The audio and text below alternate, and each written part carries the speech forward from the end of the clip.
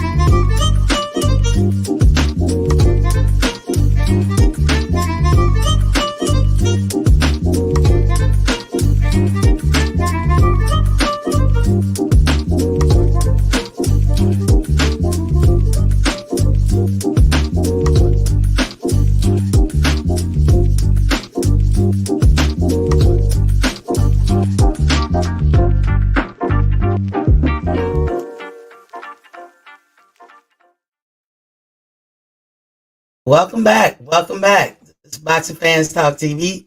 I'm your host, TDT. And y'all know we're at the top of the show. First thing we do in the top of the show, we do the water check. Water check, water check. Y'all know here at Boxing Fans Talk TV, we advocate for 100 ounces of water a day. That's right. 100 ounces of water a day. So if you don't drink a lot of water, at least 2 times out the day, you could drink some water. That would be first thing in the morning, before your toes hit the ground. Go ahead and drink you 8 ounces of water. Why? Because you're waking up. Your body is like an engine. The water is like the lube. We all know that water, sunlight, they're like life sustainers. They're not living things, but they're life sustainers. So we want to drink our water because a lot of moving parts going on first thing in the morning, and water flushes out a lot of good stuff that got to get out. I say it's good stuff, but it's like you ain't gonna live in this world without some of this stuff coming in your body. And some of the stuff you keep, some of the stuff you gotta release. So some of it might be good going in, but sometimes you can't hold on to it, right? So to include the bad stuff like the toxins. So before them toes hit the ground, you go ahead and drink you 8 ounces of water. Second time during the day that you got to drink some water is right before you go to sleep. There's a lot of benefits to doing so. Like it's good for your heart. You know, a lot of things are going on when you're going to sleep, not when you're taking a nap, not when you're looking at TV in bed, and certainly other things, hint, hint. But a lot of good things, like a lot of reads going on, revamping, recharging, rebooting, rejuvenating. A lot of good stuff going on when you go to sleep, real sleep, that is, and you cleaning out toxins. and you're helping moving stuff along. Talk about that good stuff and the bad stuff that you need to flush out first thing in the morning when you get up, or sometimes for some of you guys in the middle of the night. And how do we flush out this stuff? By excreting it from your body. Excreting, nice way to say urinating, or doing number two. So this is why you drink the water. As I say, it's a life sustainer. And a lot of good things go on when you in a deep sleep or real sleep. Um, not these cat naps or anything. Not closing your eyes for a second. I'm talking about a real sleep when you experience the different phases of sleeping or realms of sleeping. And one of those is your body. The average person will burn between 900 to 1,000 calories in their sleep. So this is why I advocate water, water, water. It keeps you young, keeps your skin like tight and taut, and it keeps it keeps it from like wrinkling up. I mean, it does a lot of good stuff, and you never know, it might just save your life. Because the first thing they want to do if you ever go in the hospital or go to the ER is start an IV, because they know Americans. They know, and this is for not just America, but everywhere in the world. They know people don't drink water like they should. Water should be the first and sometimes the only liquid you drink. Now, I never said this before, but some people they like their soda, they like their coffee, they like their tea. Well, if you can do both, by all means, because when you do the adequate amount of water per day, you can put in anything else you want. But I promise you, your body gonna have a choice, and it's not gonna even be hard. It's not gonna even be hard to make that choice. Sometimes we think that you don't want to struggle with the choice of drinking water or eating, clean. You don't want to have that struggle in your mind. But I'm telling you, when you adequately eat clean or drink water, there is no struggle. Your body just prefers it. You don't even have to go back and forth in your mind. Like you don't have to have a good devil on one side and the bad devil on the other side talking to you, or the good angel, I'm sorry. And then the devil on the other side, like giving you the yin and the yang and stuff. I'm telling you, your body just gonna prefer it without even asking the question. It's just your hands, your body gonna prefer it. Your hand gonna move and grab the right thing. So, water, water, water. It might save your life. Moving on from that. Thank you for joining me. Please don't forget to like, share, and subscribe. Subscribe if you haven't done so already. But if you have, you locked in. Being on that lazy when you step into the heezy. That's right. Hit that like button when you step into my square circle. Now we're gonna be talking about a few things today. Um, got a few boxing things I caught today in my reading, and I just wanted to, share with you guys.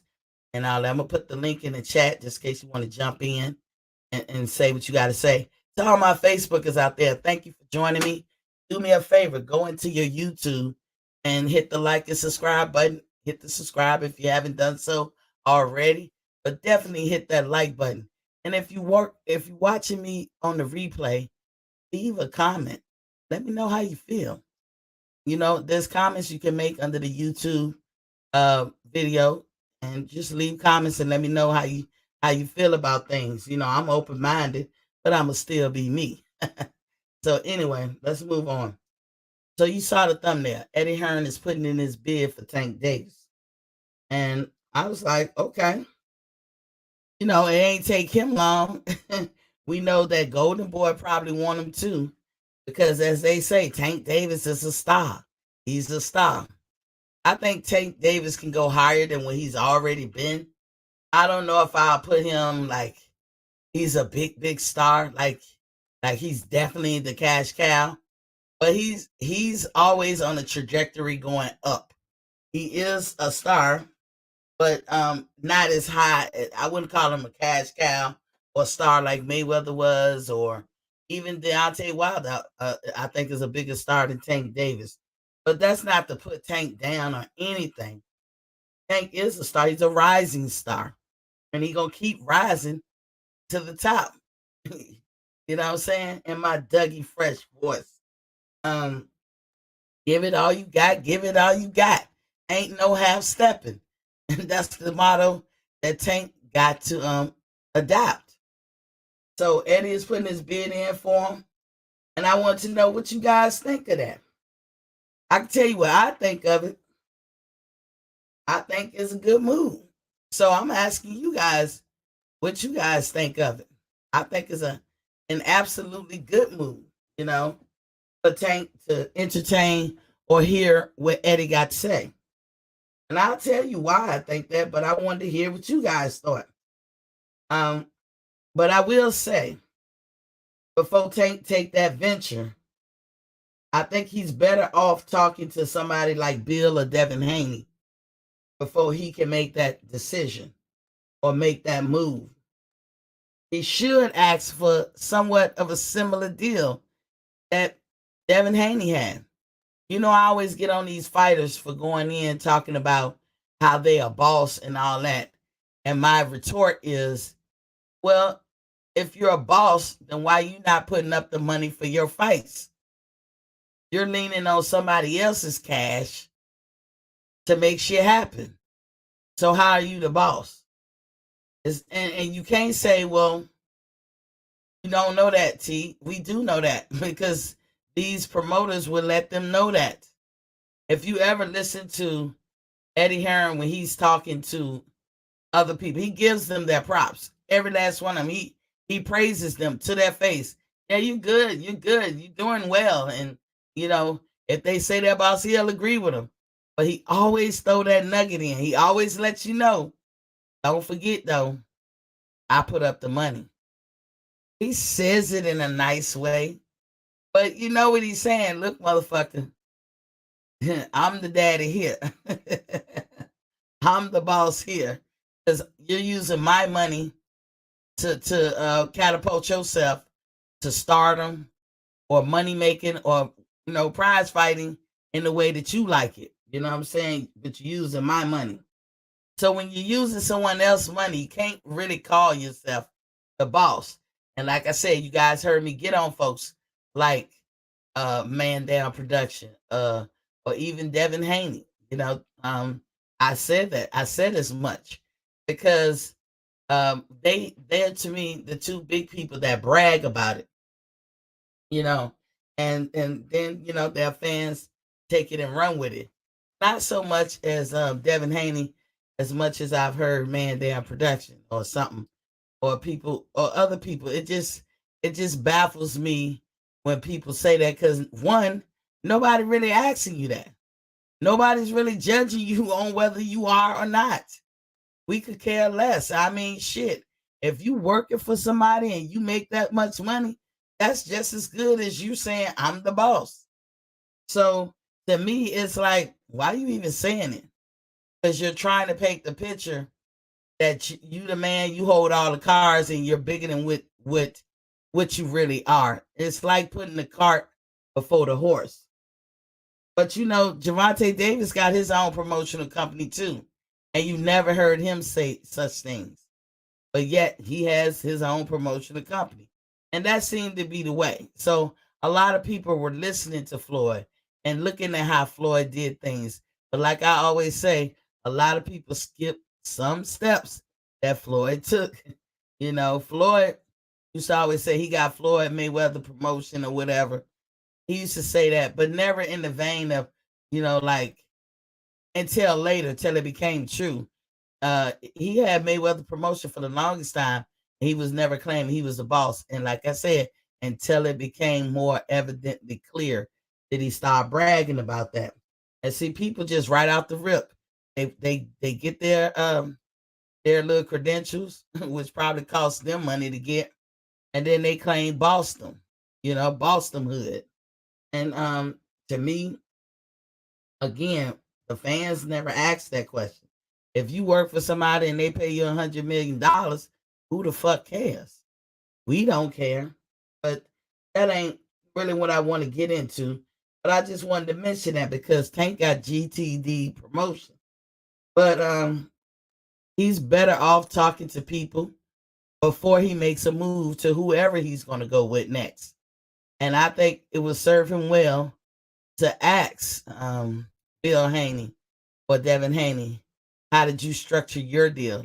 Because I don't think Eddie Hearn will be objectionable. Eddie Hearn knows the goods when he see it. Eddie Hearn knows that it's win-win for all of them. So he could give Tank the same deal that Devin had with him. Eddie's going to get his return. If y'all notice, the zone has now been set up to do pay-per-views. Have y'all noticed that? You know, the zone used to didn't do that. The zone used to, if you had a subscription, no matter what fight they put on, that they will go ahead and show it on their fight, on their subscription, on their channel. You know, I had the zone. I could see any fight that they put on. Now, this last fight has shown us that they had with Canelo, where they actually charged people. I think it was Canelo. They charged people to see that fight. Okay. Now, I don't think you paid the highest price if you had a subscription to the zone, but you paid something to see the fight, you know, pay-per-view. Now that the zone is doing that, they making a killing. They're gonna make a killing because you know, first of all, to get the good price, you gotta have a subscription. You know, and the zone puts on some good fights, but 9 times out of 10, it's mostly their undercards that be the hot ticket item, not necessarily their main events that be hot ticket item. And I'm telling you that seemed to be the way, because I watch a lot of the zone fights, and I be like, damn, I like the undercards better than I like the main event. And sometimes it be people on the undercard that is not known just yet, but their exposure to that element gives them wide range exposure. You know, like some fighters I know now that I didn't know until I seen them on a DAZN undercard, but they be good fights. They be good fights though. So I always used to say, don't sleep on DAZN's undercards because they be fire. You know what I'm saying? So, but with Tank, what's different about Tank and other DAZN main events, Tank will be the hot ticket item if he's ever on DAZN as a main event. He will be a hot ticket item, and Eddie Hearn knows it. He will be. Eddie Hearn knows that Tank will bring subscribers. He knows that. He knows that. And if he does his fights in a way, because people like to see the live show, like when it happened. It's like football games and basketballs games. You want to see when it's live in real time. People don't want to always come back. But boxing, you know, but like for me, most of my friends or people I'm around, they're not boxing heads like me. So I can be out and about at the mall, doing whatever, you know, without having to worry about somebody spoiling, you know, the fight. You know, like saying, oh, you know, such won. But you know, when you out and about in the game going on, you liable to run into somebody and they be like, man, Boston just won or so-and-so just won, you know. But with boxing, you don't never get the spoiler alerts. So you can tape them and come back to them. I can't tell you guys how I got my whole TV set up to tape any and all boxing, right? So I don't never feel a certain way about having to be planted in front of the TV because boxing coming on that night. I can move around and guarantee that I'm gonna see it and it's gonna feel like it's in real time. You know, I'm telling y'all that I think that might be a good move. And I know a lot of people don't like Eddie, but I'm looking at the aspect of boxing, what it's gonna do for Tank in both areas that we want to see him in. PGH Big Dog is in the building. Was Poppy King? He said, salute Queen T. Salute to you too, King. He said, Tank ain't leaving Al Heyman and Floyd. I heard. I was going to talk about that at the end. But it's not etched in stone because they didn't go into it. But if he has an inkling of a chance to leave, PGH, what you think? Should he entertain Eddie Hearn's offer? I'm saying yes, if he's leaving. Of course, if he ain't leaving, he can't do nothing. We never know if this a play on words. We never know. Like we thinking that this was his last fight with Mayweather, but it might be he might be contractually obligated to the end of June or July or August. Not enough time to do another fight, or maybe enough time to squeeze in one fight. We don't know, but it seemed to be the way leading up to it. This was gonna be the last fight. Cause see, that's one thing I'm not all the way clear, and I say I'm not all the way clear about is when they do these contracts, is it per fights, how the contract is orchestrated, or is it time? The simple time, like any other contract. Hey, I'll get into a contract for anything. I'm gonna say from this month and this date to this month and this date. That's the time limit that you have me. You know, like being in the military. When I signed the contract and I signed for 2 or 3 more years, it was 2 or 3 more years. I don't even care if they find Waldo. I don't care what war going on. You can be on the battlefield. When that time came up, you're out of there. You can leave. And they have to honor that.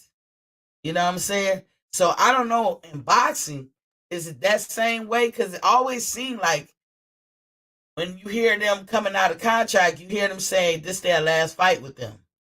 So is it per fight or is it per time? PGA said, hell no. If he leaves, just be a free agent like Canelo. Fight on any platform. But I hear you. I hear you. See, for me, PGH, I don't know if that's more suited for Tank. Because Canelo was already getting under contract like upwards of $40 million, $30 million and up. You know what I'm saying? He was already getting those kind of pay. So it's hard to put a dude like him under contract. You know what I'm saying? I mean, it's a conflict of interest for him to be under contract. You know, because one, if you go under contract, that promoter has to pay him what he's used to getting paid, right? But think about it like that. Who gonna pay Tank all that type of money? They're gonna stick to what he's used to getting paid. I think when a fighter has arrived, and that's arriving, you know, when you're getting 30 something plus millions of dollars per fight for 36 minutes. I think when you get to that point in your career, then you can be a more lucrative free agent. But to be a free agent and starting off with not getting as much, that's a risk you taking. I ain't saying it's not. I ain't saying it's ideal, and I'm not saying it's the worst.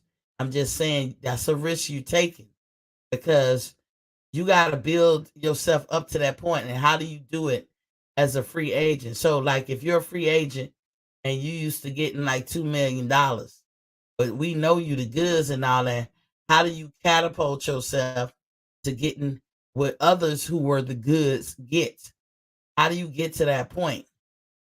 Being a free agent, you know what I'm saying? You gotta orchestrate a deal somehow or another. You gotta convince somebody that they need to pay you tens of millions of dollars when you never was getting that.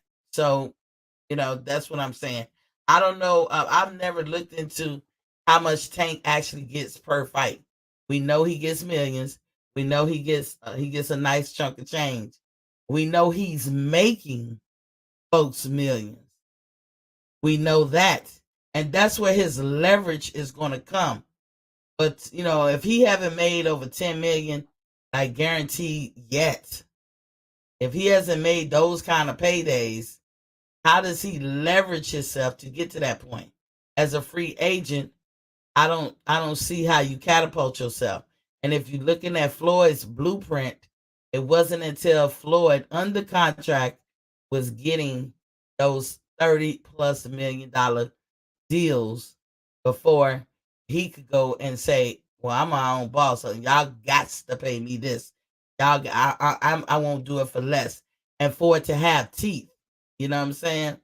So I don't know if you understand it like that or look at it like that, but I do think that's a good way to go with Eddie, because one thing about Eddie, and I'll repeat this over and over again, I've said this in other shows, there's some things that we might not like about Eddie, but you'll be hard pressed to find any promoter that's big in boxing right now that you're going to say 100% they're a good guy. We like everything they do, or a good girl, and we like everything that she does. Um, Eddie fighters never, and I mean never, have I heard them complain about their pay. Just think about that. His fighters never complain about how they get paid. Not only do they get paid adequately, they get paid all up front. You never hear about them getting partial pay, or we got to take their pay and reinvest in the company and then come back later and we'll owe you. That old proverbial, as long as we owe you, you'll never go broke. You don't hear about that with Eddie. Eddie said, do XYZ, you do it, you get paid. All these fighters, that never made it to the mountaintop, that never made it real big, but we know they was the goods, made millions with Eddie. Jacobs, motherfucking Boo Boo, Tevin Farmer. I don't know if he had made millions, but he made money. You know what I'm saying? That's a smart man right there. Tevin Farmer is a smart man because he flips his shit and he uses his money to better his life and all this stuff. But they made money with Eddie. Eddie ain't on their back micromanaging. Eddie is way over in the UK most of the time. And his fighters that's in the States, they be in the States. They their own man. They ain't going through no strife. Tay is in the building. He said supposedly they, I don't know, Sati. But welcome to the building, Tay. What's up, King? D Young is in the building. What's poppin', King? Salute, Miss T. But yeah, what do y'all think? The few guys that came in just now, what do y'all think about Eddie Hearn putting his bid in for Tank Davis? What y'all think about that? As I said earlier, I think it's a good move. But I don't think he should rush into it. I do think he should seek counseling. I do think his rapport with the Haneys ain't damaged or fucked up to the point that he can't reach out to Bill Haney. Bill Haney is an OG. He's an older man. Of course, he's a father. He's probably gonna take the Tank like, let me get this young kid some wisdom. I can see Bill Haney doing that. Because it's money for everybody. And like I said, name a fighter that fought with Eddie Hearn in any kind of way that had money discrepancies. You'll be hard pressed to find one. You can find them in Golden Boy. You can find them at Mayweather Promotion. You can find them with Top Rank. But you can't, I don't think you can find them with Eddie. And you notice I said, I don't think, because I've never heard. D Young said, trying to piss Leonard Ellaby off. Tay said, they saying Tank did 400K around that. So if that's true, he's the biggest star in boxing besides Canelo and Wilder and AJ. 400K pay or 400K people watching or something. But you can see it on social media and stuff. Everyone posts Tank. Let me tell you, Tank filled up in the Barclays. Well, I wrote it down. 18,970 attended the fight at the Barclays. He's filling up wherever he goes to box. That's a lot. That is a lot. They gave a specific number. Unlike some people, they say nearly this much or up to. Like I'm getting on everybody when I say this because this is plays on words. If you say Canelo got this great deal that he was gonna get up to 160 million, that means any number under 160 could be that number. I don't think y'all heard me in the back. When you gotta listen to the play on words. He's getting up to 160 million. That means anything from a penny to 160 million can be that number. And we know what Canelo pretty much made. He made about $15 million fighting Bivol for a 3-fight deal. Now tell me, how does he get close to 160, if not 160 mil in 2 more fights? Y'all think he gonna make money from that Triple G fight? I don't think so. I don't think so. This is what I mean by up to. You don't sign no contract that says up to. You have to be definitive. When they said Earl Spence got nearly 40,000 seats, filled in his bout with Ugas in 100,000 plus seat stadium or arena, whatever you want to call it. Nearly 40,000 could be anything from 1 to nearly 4,000, 40,000. See the play on words? Listen with the third ear. Don't forget to hit that like button. Come on, y'all.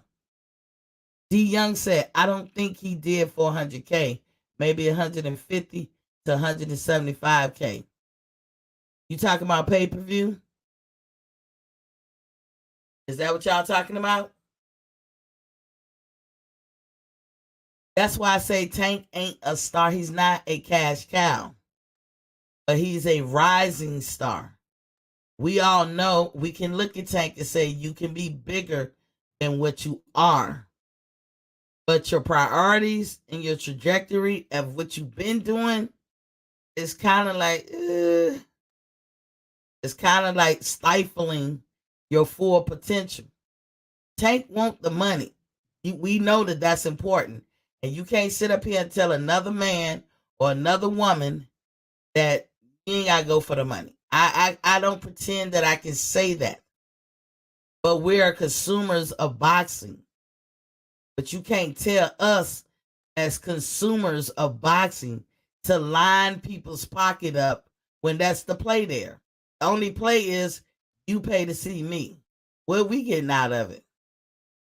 We're sports fans. We want to see you achieve something other than winning the fight.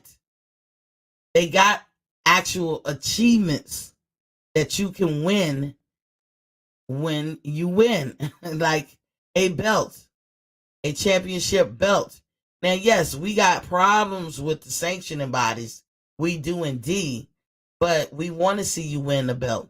Then we want to see you win another belt, basically being unified. Then, lo and behold, we want to see you become undisputed. Because in the end of the day, they can't take that away from you. They can diminish your reputation. They can act like you wasn't shit when all that was on the line is money. You will fade away in history. Nobody will remember you. You will not be talked about in all of them. He was the greatest fighter. Oh, you should have seen his pay-per-view numbers. Nobody's going to care. Money changes the dynamics of culture every 20 years or so. Think about it. When I was a kid, it was unheard of to pay $30 and $50. I ain't gonna say 30, but $50 for a pair of tennis shoes. Now I remember that like it was yesterday. And I still got some of that notion left in me. Like when I see the prices of tennis shoes, like what? Pay that much for some fucking tennis shoes? I can't see it. But then sometimes I be like, ooh, I like this. I gotta get it. Because I'm going with the flow. But my original notion is, why do tennis shoes cost that much? But over time, no, like today, people don't think about that. Even my generation, we don't think about it that much because we wind up paying. I bought some Nike Air Max. I think that's what it's called. Um, I think that's what it's called. And they got the little different colors and different designs around the shoestring. Shits was like almost $200, and the only reason I bought them is because I like them. I capitulated, but I don't got 3 and 4 pairs of them shits. Hell no, because the old notion in me won't allow me to do it. But I'm just a barrel, a few in the barrel. You know what I'm saying? A whole 2, 3, 4 generations after mines is would gladly see that that's normal. So nobody's even thinking about the prices and what was the goods and all that back in the day. Same thing with anything in life. I don't care what discipline you're talking about. We're talking about boxing. The fact that Tank is a pay-per-view star won't mean shit 15 years from now.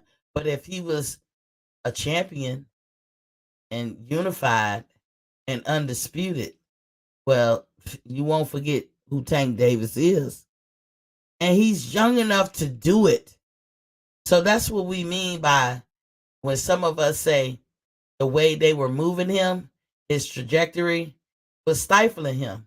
He could be so much more. He could be bigger than life. The gift is given to him. You see it with him. You know how they be like, the force is with this one, young Padawan. The force is strong with you. The force is with Tank. He got the goods. He got the blessing.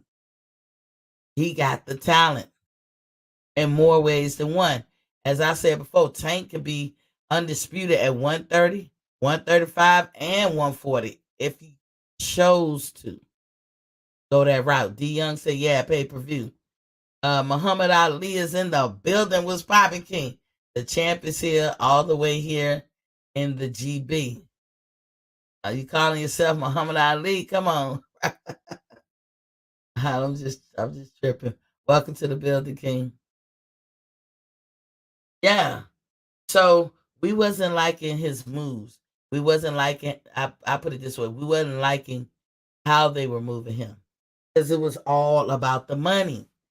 And people who are really into boxing, it's not all about the money.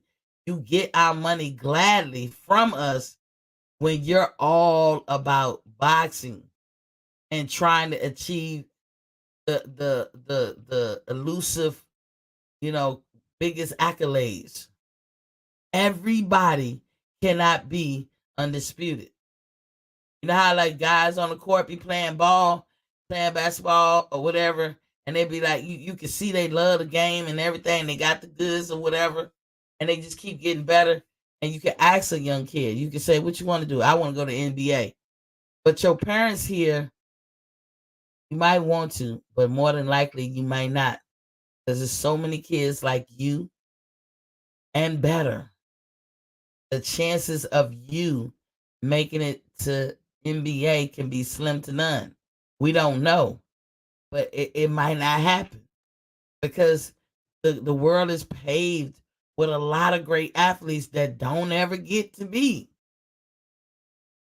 You can say Michael Jordan is the best basketball player ever, but guess what? There's somebody out there that was better than him. We would never know. Because all the things that can happen that can trip you up on your way to glory. And one of those things is bad advice and bad movement choices that you make when you don't know no better, or you don't think hard about how you should do it. But now if Tank is that person who care more about the money, that's cool for him. He's asking us to bankroll whatever he does. That's cool. I ain't say I got a problem with that. But at the same time, Tank, you can't have a problem with boxing fans wanting to see you go for some belts, wanting to see you fight the challenging fights. And if the people you rolling with ain't willing to take you that road, take you down that road, then you got to figure out something, my brother.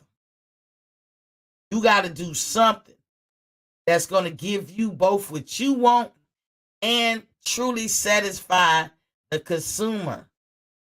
As they say, the consumer's always right. I don't know nobody who gladly gives their money just to, get somebody to say, hey, just pay to watch me fight. But what? If you leading up to something, I'll pay to see. We didn't know about Isaac Cruz till he fought Tank, right? Now, Isaac Cruz, in my opinion, if he keep going in the direction he going, pretty soon he gonna be the main event on something. We know he's now a hot ticket item because promoters know you put him on the card, that's almost guaranteeing some fans to tune in. Sometimes people don't pay to see the main event. They pay to see the undercard. That's why you offer them 4 fights. Otherwise, you would just pay for the one main event fight and be done with it. But when you pay, when they put these fights on a network, it's usually 15 or 20 fights that went down that day. 4 of which you'll probably see on the network. That's guaranteeing an audience. Because again, some people do not care for the main event. They might just care about the undercard. Lightspeed is in the building. What's popping, King? So Eddie Hearn is putting his bid in, but he's treading the water carefully because we really don't know what's going on with Tank. We know that leading up to it for the longest, it's my last fight with Floyd. I'm done with him. We know that they got a rocky relationship. They good with each other one day, they mad at each other another day. Now the whole time that Tank was fighting Rolly, we were saying, where Floyd? Where Floyd? But if you go look at the post-fight press conference, Leonard Ellaby offers a reason to why we didn't see Floyd. And they say he had a family emergency. And he left it at that. Some people asked him some questions like, are y'all, basically, I'm just paraphrasing, are y'all still with, is Tank still with Mayweather promotion? And Leonard Ellaby pretty much is the one out his own mouth who said they still together. I didn't hear Tank say it. I didn't hear Calvin say it. I'm going by Leonard Ellaby. I have to give it weight. I'm not saying it's true or not, but I have to give it weight because who would know?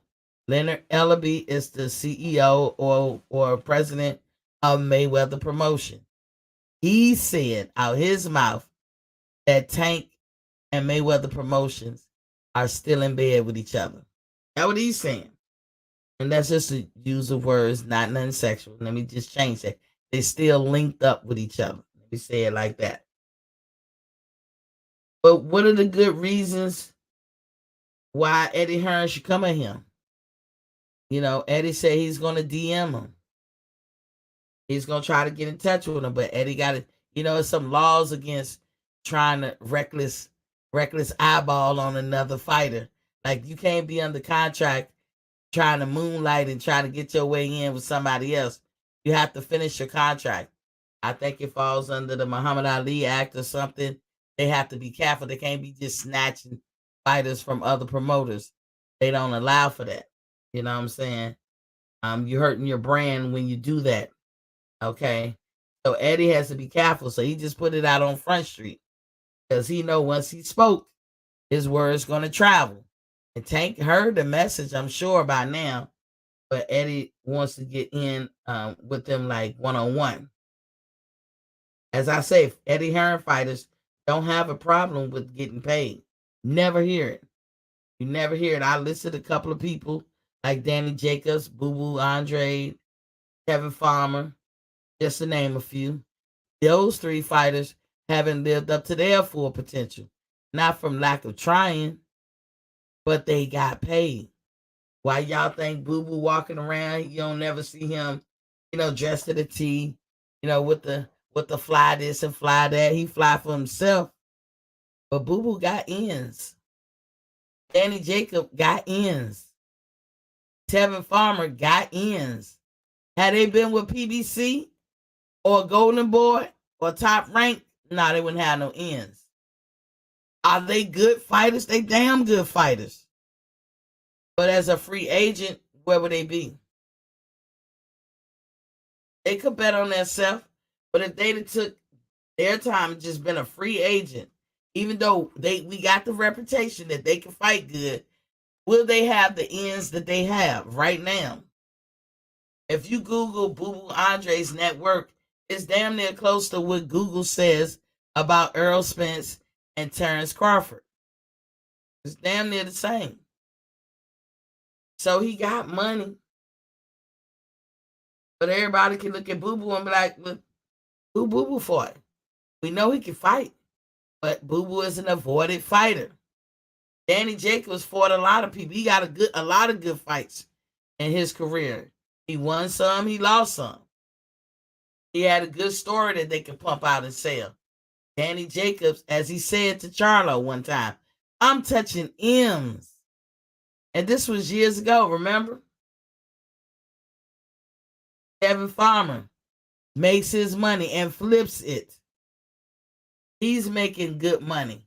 I don't know if he's making millions per fight, but he's making some 100,000s, and I'm sure he's a millionaire by now.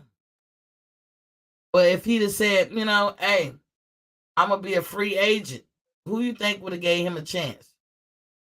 If he was with Golden Boy or Mayweather, they would have shelled him.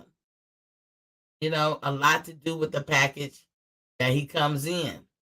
It's all about sellability. Tank has that sellability. The looks, the bravado. He just got it. The fact that he's short makes it even better because he beating motherfuckers taller than him and shorter than him. Mayweather know what he got with Tank. But again, man to man, it's hard to comport yourself around Mayweather because his ego is just super big.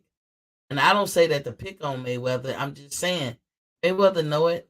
It's hard to be your own man and stand on your own 10 toes and be the man of the hour or whatever when you're around somebody like Mayweather. Because Mayweather can't take it.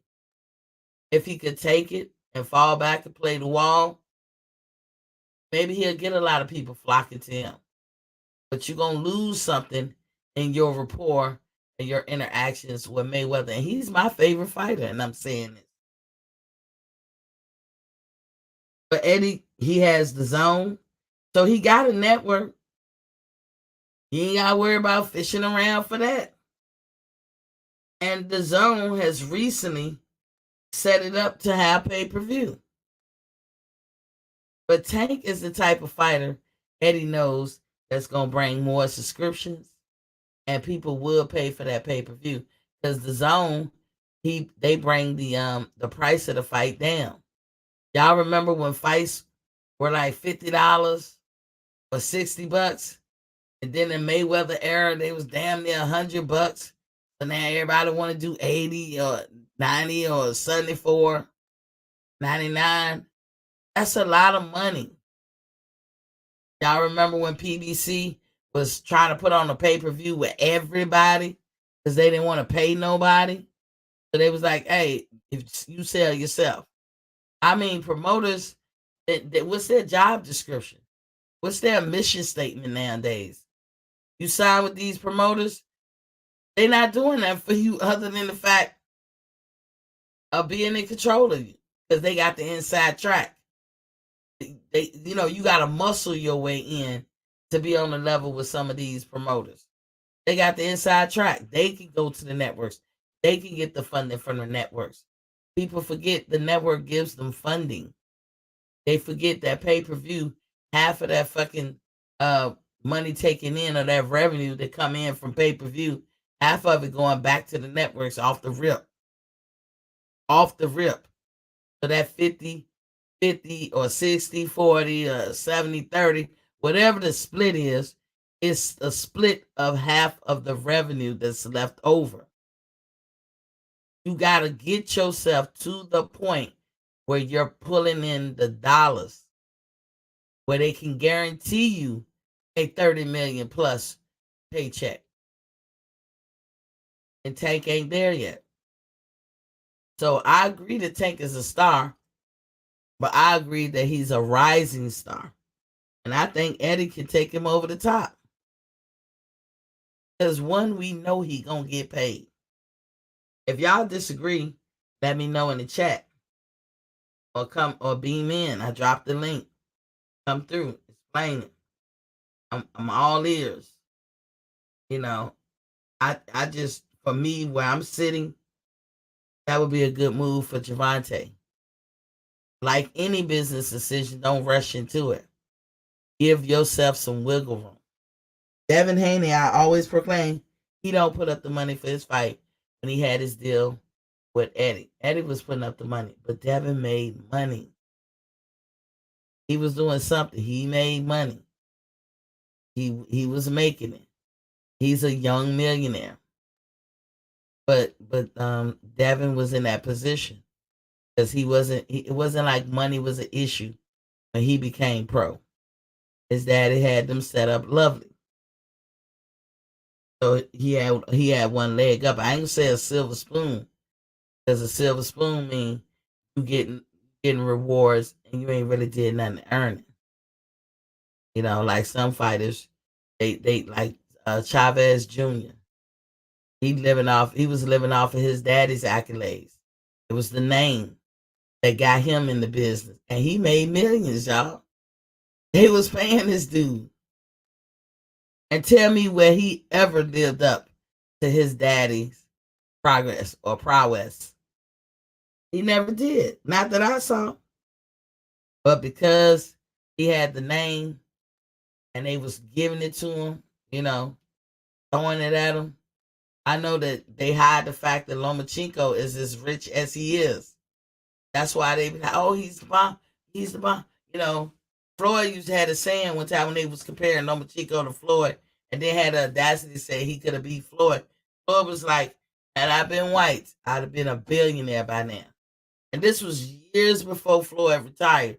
And I tend to agree with him. Because I'm telling you guys, you'll never see it again, because the fact that I've tried to Google it since and I can't find it. When they was making the comparison to Lomachenko and Floyd, I decided to go look up, everything about Lomachenko. And I ran across his net worth. And this was so many years ago. This was like probably around 2010 or something, 2011. I don't know what year.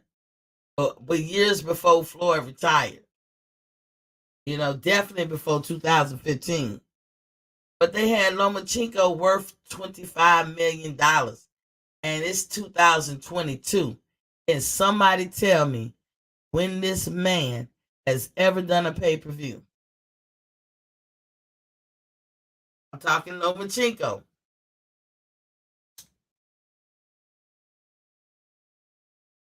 When has he ever generated money like that? But he that good. He do that spectacular. And he was worth $25 million. If you look up Earl and Terrence, you know damn well they worth more than $8 million. You know that. Just common sense would tell you that they worth more than that. But that's what they tell you. So fighters getting hip because maybe they don't want their business out there. Some of us nosy. Some of us gonna look.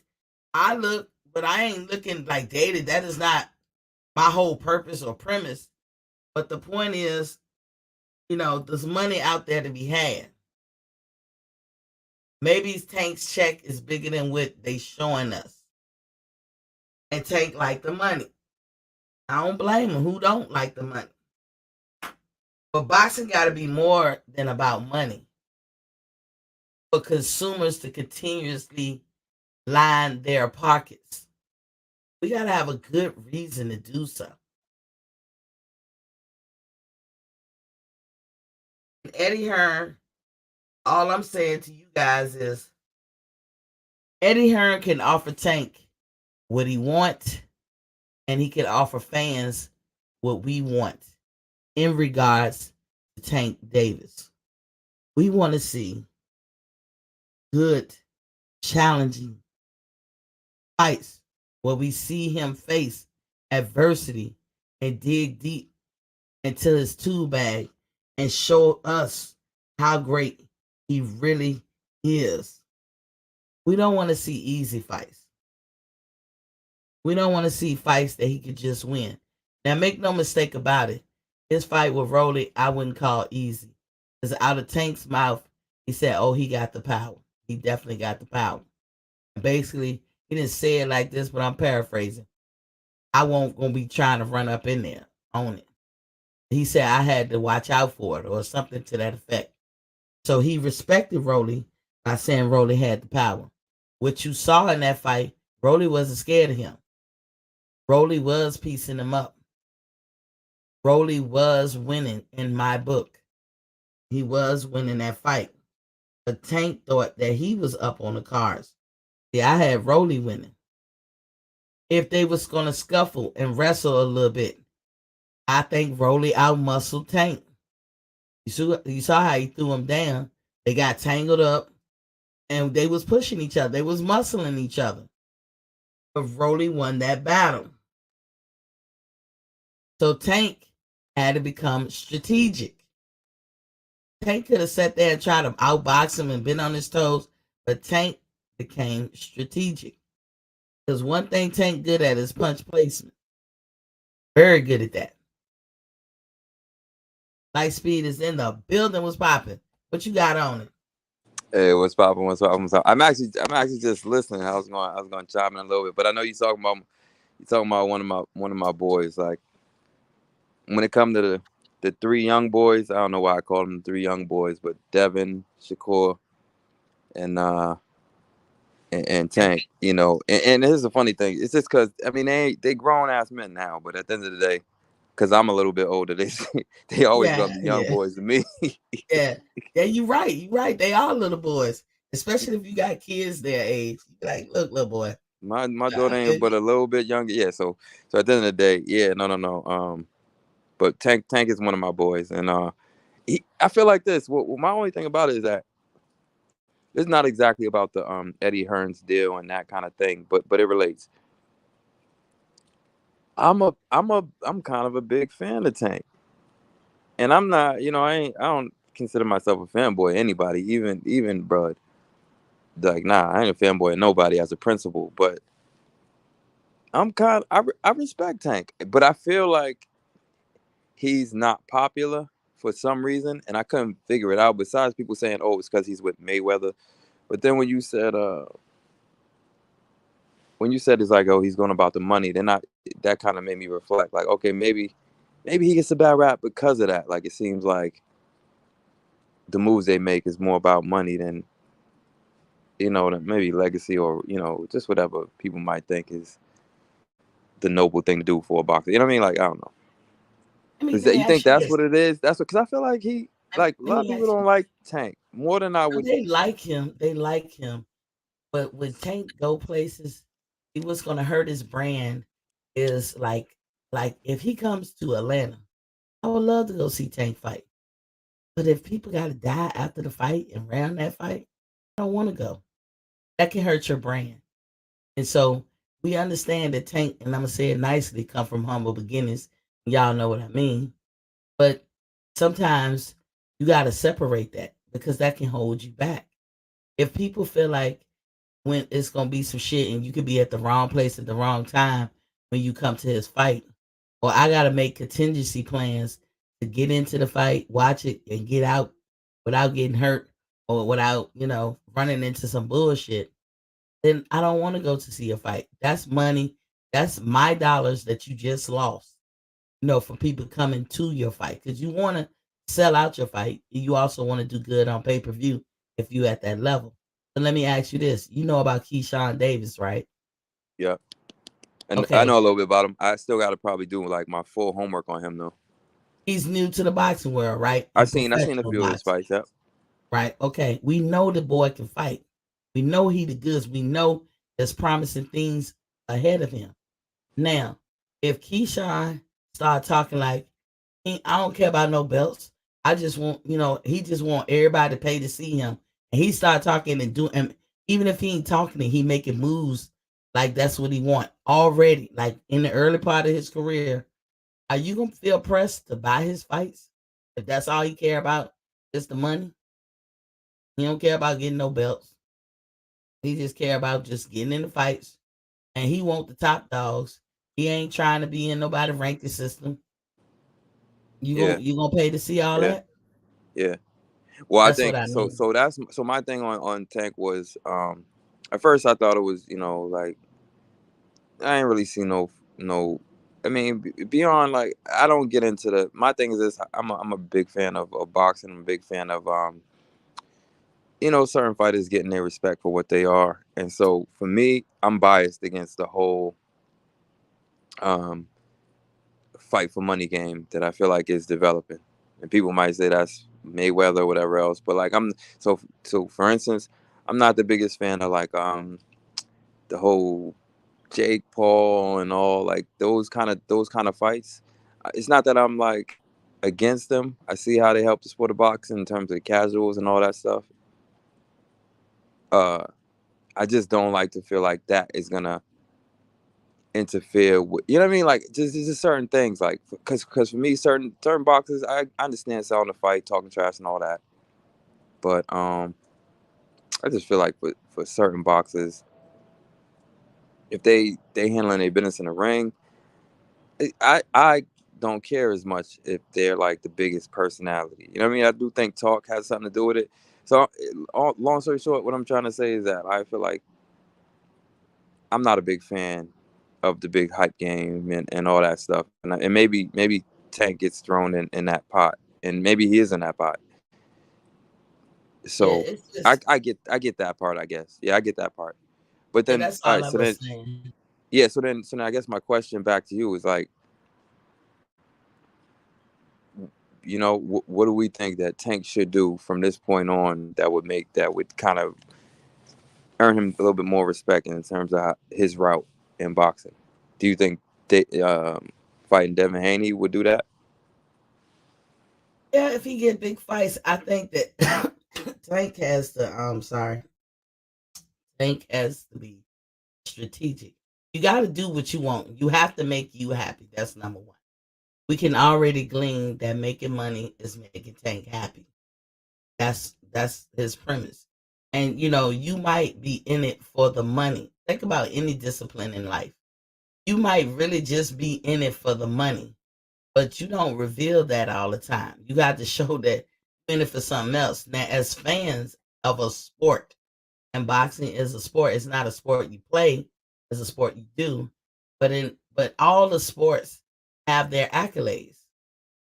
You wouldn't watch a football game if a team said we don't care nothing about the Super Bowl, we just want to play this team for bragging rights. You're not gonna be into it. Or basketball, Fact, facts, facts, or hockey facts, or whatever sport. facts. You can be Yeah. individual sports. You can be equestrian. You can be dot throwing. You could be playing poker. When you play poker, you trying to play for the money, right? Because that's the premise of that game. You're trying to win the pot.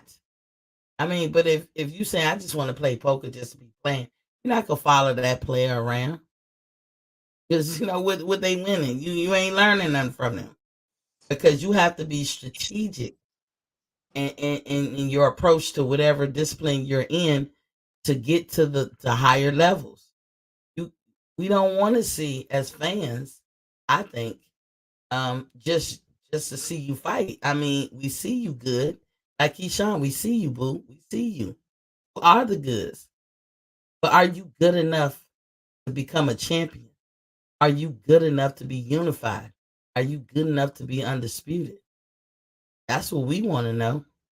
Yeah, Because those were the for real, things. Those were the things that when he said that whole thing about I never, he was I think it was Gully. I forget the guy, but E3 corrected me on who he was interviewing with. Um, but he had said that comment about, I never asked to fight the big fighters, and to me, I didn't like that statement. Eh, My judgments on that, whatever, I'm gonna just leave that off the table for now. But with him, I'm just kind of waiting to see what he does, because for me, that's what's gonna tell me about, at the end of the day, that's what proves all what you do. So I'm just yeah, waiting to you see want to who he see him fights. fight Devin, What right? You want to see him fight Devin, right? I want to see him fight Devin. I would even say Shakur. I feel like maybe they're friends or something like that. But I think eventually at some point that even got to happen. But he definitely even at least some of the fights that's gonna like qualify him. Like I mean, But if he it's not to getting say not millions of qualify. dollars for Huh? fighting Joe Smuckatelli, why would he want to fight Devin? If Right. he, I mean, think about the motivation of it all. Why am I pressed to fight you, Devin? I just got $20 million to fight Joe Smuckatelli. We might not know who he is. It might not be a big name. That guy could be ranked 15 or 20 in the rankings. But y'all paying me 15 million to fight him. You know what I'm gonna do? I'm gonna fight Joe Smuckatelli. If all I cared about was the money. But you expect consumers to want to just see that. When we like Tank, you the goods. Let me fight somebody that's good too, right? I agree. I agree. Yeah. I mean, and that's why I think to some extent, with him, it's like I'm waiting to see what it is. Because when he said he didn't want to fight Rolly, I sensed the energy in that. Remember early in the fight when he was saying I don't want to fight Rolly, it was almost like I felt like at that point he was saying that Rolly is an insult to him Like and his Rolly. and his skills. Like, do you remember what I'm saying? Like when he said, Yeah, yeah. right, there was early, early, early. He said, I want to fight Rolly. Um, But what did he that's why say? I'm Did you that, see what huh? he said at the press conference after the Rolly fight? They asked him point blank, do he got power? He said, yeah, he got power. I knew I ain't want to just be running in there and get caught. I'm paraphrasing, but like Right? No, no, no. he had to I watch feel out like for his that. I power. feel like he said, because he acknowledged that he had power. But I feel like probably if they would have asked him the question stylistically, Mhm. he probably knew that he felt confident that he had Rolly's number. He might have felt like, oh man, maybe he'll catch me with one, but so he was careful. But all in all, I feel like when Tank, with what he knows about boxing, when he looked at Rolly and those trainings and everything else, was saying, okay, I see what I can do and what I need to do. And I feel like it kind of played out. I feel like even though maybe it wasn't that exact punch that he planned out,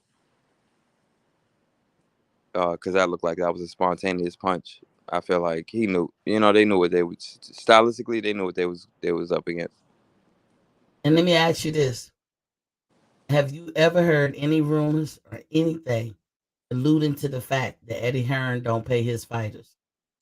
Have you heard that? Because we heard it with Golden Boy, we heard it with Mayweather, and we I definitely haven't hear it with heard that. Top Rank. I haven't heard that, but I also don't think Tank is even trying to leave.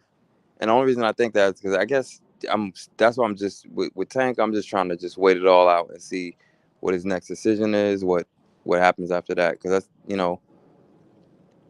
yeah, I See, was I, on. I Hmm. I look at it like Tank wants money, and he has a right to want that. Cool. We as fans want to see you get some accolades. Like, want to see you get some of them hardware, the belts. Cool. How do you thread the needle where both sides can be happy? And that's the approach that Tank has to take right now. I He think he can't has to give up on fight. what he No, I wants. mean the fact is for him, he has to fight like some more challenging fights, or he's not gonna have the respect. If he fights another Rolly, um, I mean, people already said that with Rolly, but I think people, it got to pass because Rolly did have some dangerous things about him, like the power and all that.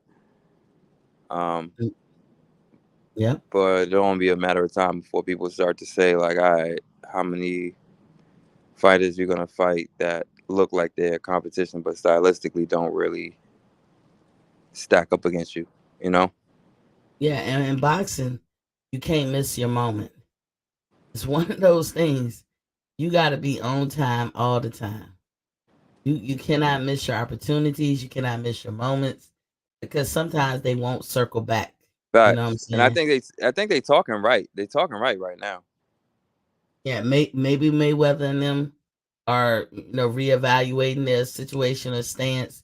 We know that they got a rocky relationship. Sometimes they good with each other. Sometimes they not for whatever inside reasons that they have. Really ain't our business, but sometimes we have to know because it bleeds into boxing.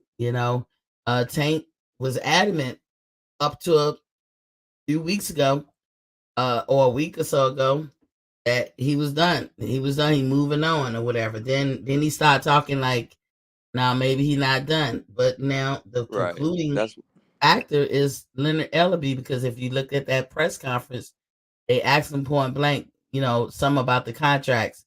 What's the situation with the contract? And Leonard said, I'm not gonna talk about anybody contract. And I thought that was his way of evading that question.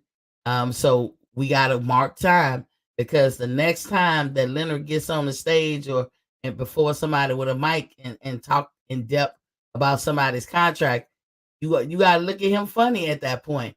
But Leonard did come back and say he's still with Mayweather Promotion. That was Leonard, and I mean we can't take his word for it. I don't know who word we can take for it, but that was his concluding statement right there.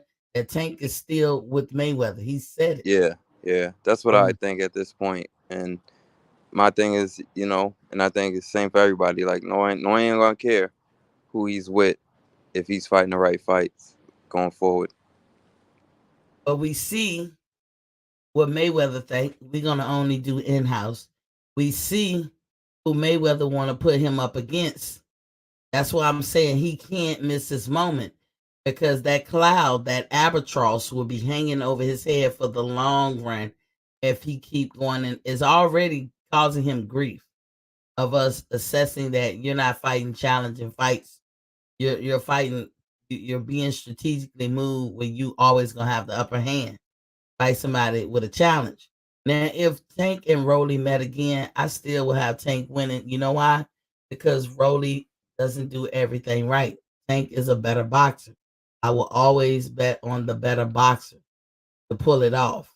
Not saying that Rolly couldn't have upset him because I had Rolly winning the fight up until he got caught. And he got caught because he was lunging in and he wasn't, he made a mistake and Tank made him pay. Yo, you know what's funny? I want to Mhm. look. I need to look at the. I tried to look the fight again, but I couldn't. The part where Tank, it seemed like he had an injury. He did. He spoke to that in the press conference. He said, "My hand wasn't hurt at no time in the fight, but if you look at him when he did that shaking of his hand, he did look like his hand was hurt. Like maybe he got a shot of pain and it went away. Maybe his hand wasn't all the way healed. That could have happened. Like it's not all the way healed because he did relatively come back quick. Where we could speculate was his hand broke in the first place because you came back real quick. Deontay been out this whole time because his hand was broke and he couldn't come back before April. But it seemed like Deontay was gone forever because Deontay is the excitement in the heavyweight. So he and then he was silent. So it seemed like he was gone forever. But Tank came back really quickly, considering his hand, supposedly had been broken. I think he hurt his hand. He probably damaged some stuff. He probably just sprung it real bad. Hmm. I think in time, and see that should tell Tank something too. Well, I that's why. mean by you shouldn't miss your moment. So, so that's why I wanted to watch the fight again because I wanted to see that part because I kid you not, and I don't think I'm making this up. I got to watch it again. It seemed like after after Raleigh thought that Tank's hand was hurt, it seemed like he went on the attack. He That could was have he could that have was when it lured him seemed in. like it might have been hurt, but whatever it was, that was when it seemed like Raleigh broke his defense because Raleigh was I think for the most of the fight kind of, even though being more of the aggressor, was still playing it careful. Yeah, he was, and I agree with you. You will get to see the fight again because it's a Showtime event. So this I went on. See, Saturday that's why. it's Yeah, I gonna went on there. Tried to watch it on there. I didn't see it on there though. now it's gonna come on Saturday.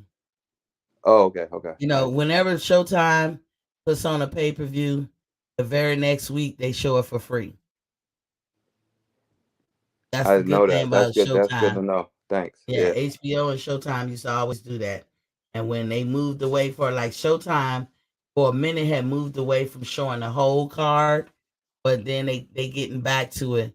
But every time it had always been that every time Showtime show a fight, it'll be on the next week for free. Now the zone, I believe it might be a week, it might be 2 weeks, but after they do their pay-per-view, because they've only done one thus far. And I think it was the Canelo fight. Now, the reason why I say this is lucrative for Eddie um and Javante is because we know that Javante likes the money. We know this, right? But Javante needs challenging fights, and Eddie won't shield him from that. Eddie will put him in with the fights that he wants to have. And Eddie, when you fight with him, fighters get paid. They get paid. And that to me is a definitive situation to be in because look at what happens when you fight with Mayweather. You don't get the full pay you probably should get. Tank was getting paid, but is he getting the full pay that he should have got, considering the money he was bringing in? We know about other Mayweather fighters who be shelled, so you're not gonna get no guarantees or good deal there. If you look at Golden Boy, he shelves a lot of fighters. I don't know why any black fighters would go over there because you'll never hear of them. Yeah, you sign with Golden Boy, but you don't hear much about him. And then you know that Bob Arum collects black fighters just to keep whatever fight he really want to promote safe. He don't need his fighter that he really wants to put up to run into no issues where they could possibly fight certain black fighters. So Bob scoops them up. Now Bob will give black fighters a fight, but is he paying them a lot? Look at how he was complaining about Terrence Crawford, one of the biggest fighters right now in this era. And Well, Bob what act about like he this? want What to pay about? Do him. you think? Would you think that because Mayweather Promotions has the leverage to be able to get Tank fights at like Barclays and in the limelight? Mayweather still works with PBC. Mayweather don't have a network. PBC does. And PBC had two. And I'm still researching they gonna still have two. Because they had Fox. But now all of a sudden they got a problem with Fox. Well, we know Fox is rebranded as Bally's. And we know who has a partnership with Bally's. Terrence Crawford. And I keep saying that all the time because the narratives that people try to push when it comes to Terrence, I be like, y'all need to let it go because Terrence is a partner with them. Every time, that means when people fight for Fox, you got to say cha-ching for Terrence if he's partnership with them. You know what I'm saying? And that means also that Terrence don't really have to clamor to find a network. So what really can PBC offer him? What can and what can Eddie offer him? You know what I'm saying? Bob tried to besmirch his character and besmirch his reputation by trying to act like he lose money with Terrence. But he did that by on purpose.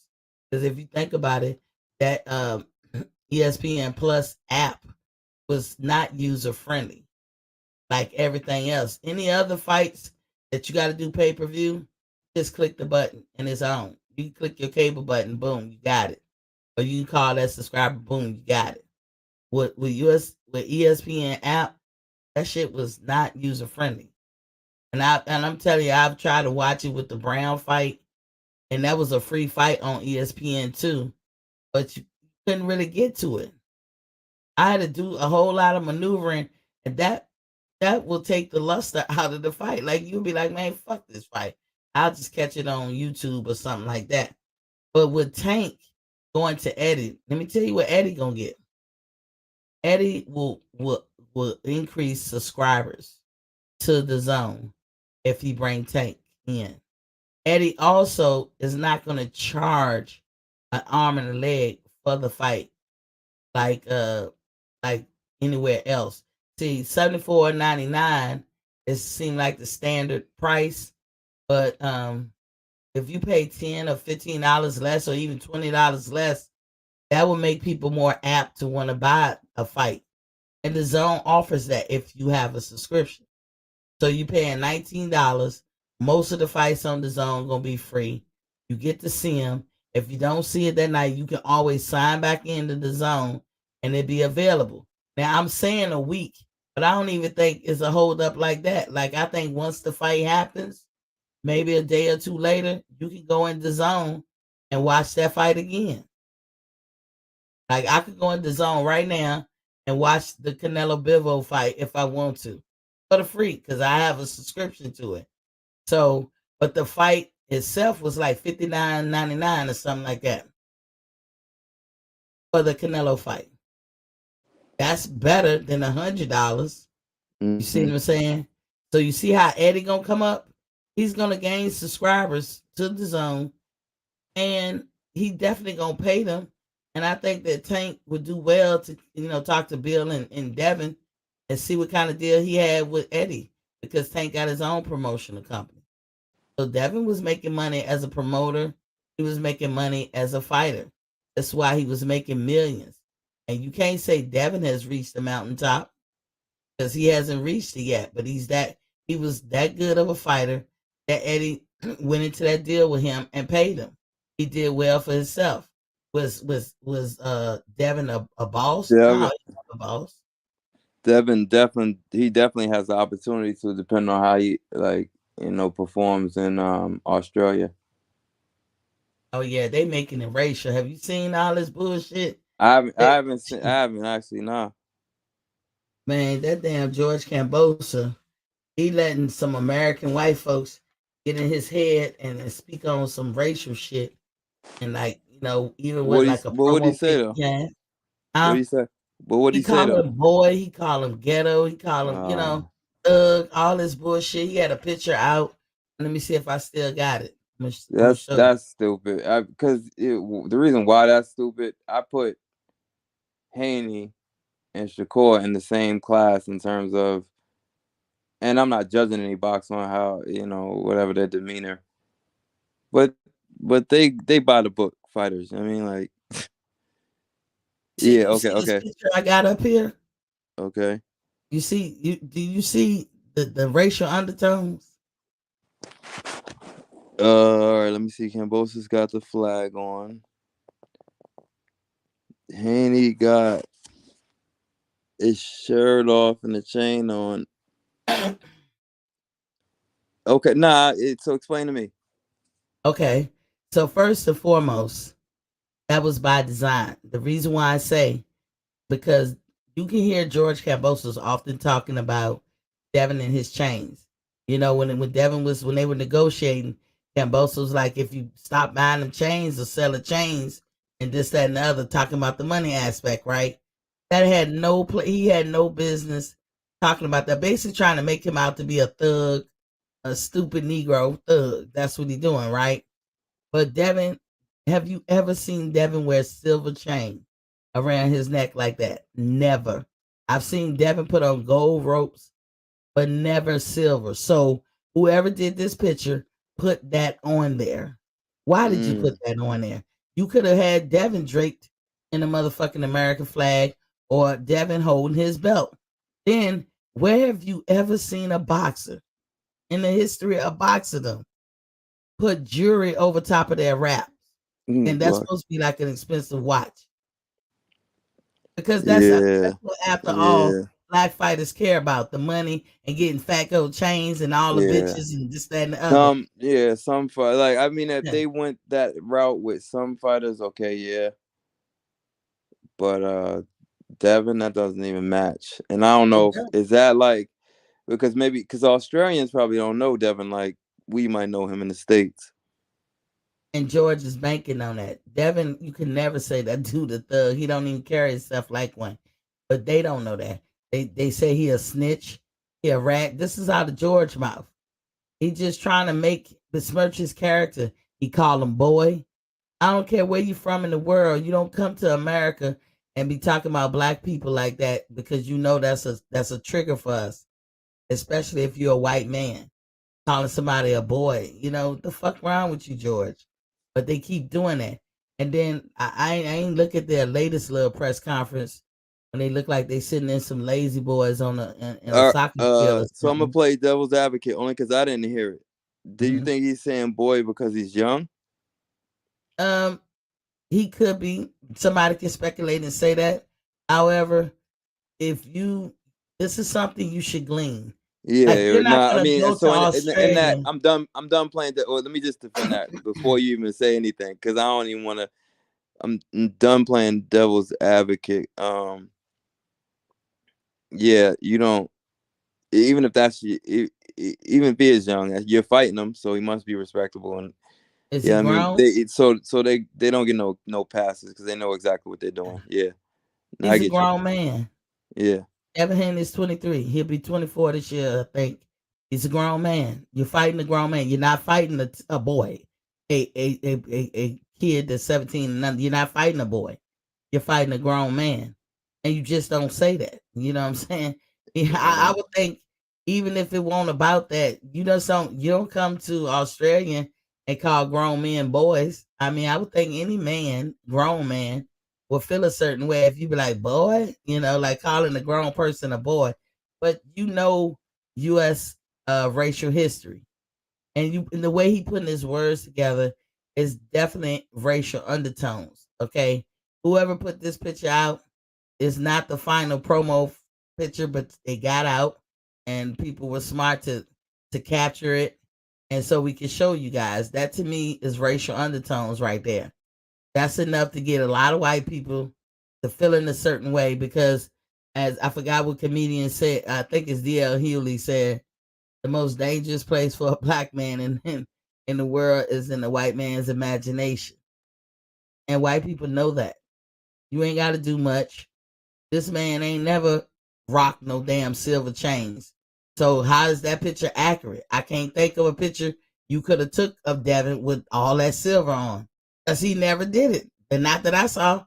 And somebody can prove me wrong and find a picture of Devin walking around with these fat ropes on, um, and his silver. He never did that. But then just look at the wraps. Name me one fighter that got their full wraps on and put on some kind of designer watch over top of it. When has that ever happened? So you put that in the picture on purpose. Now they got to ask the question, why? What was the purpose of doing that? What was the purpose of having in box rec Shakur Stevens' jail picture? What was the purpose of all the pictures you can get of Shakur? I think it was Shakur or whoever, whatever boxing it was. I don't care if it was white, black, or yellow. What would be the purpose in the box rec to put somebody's jail picture up when you could choose from so many other pictures?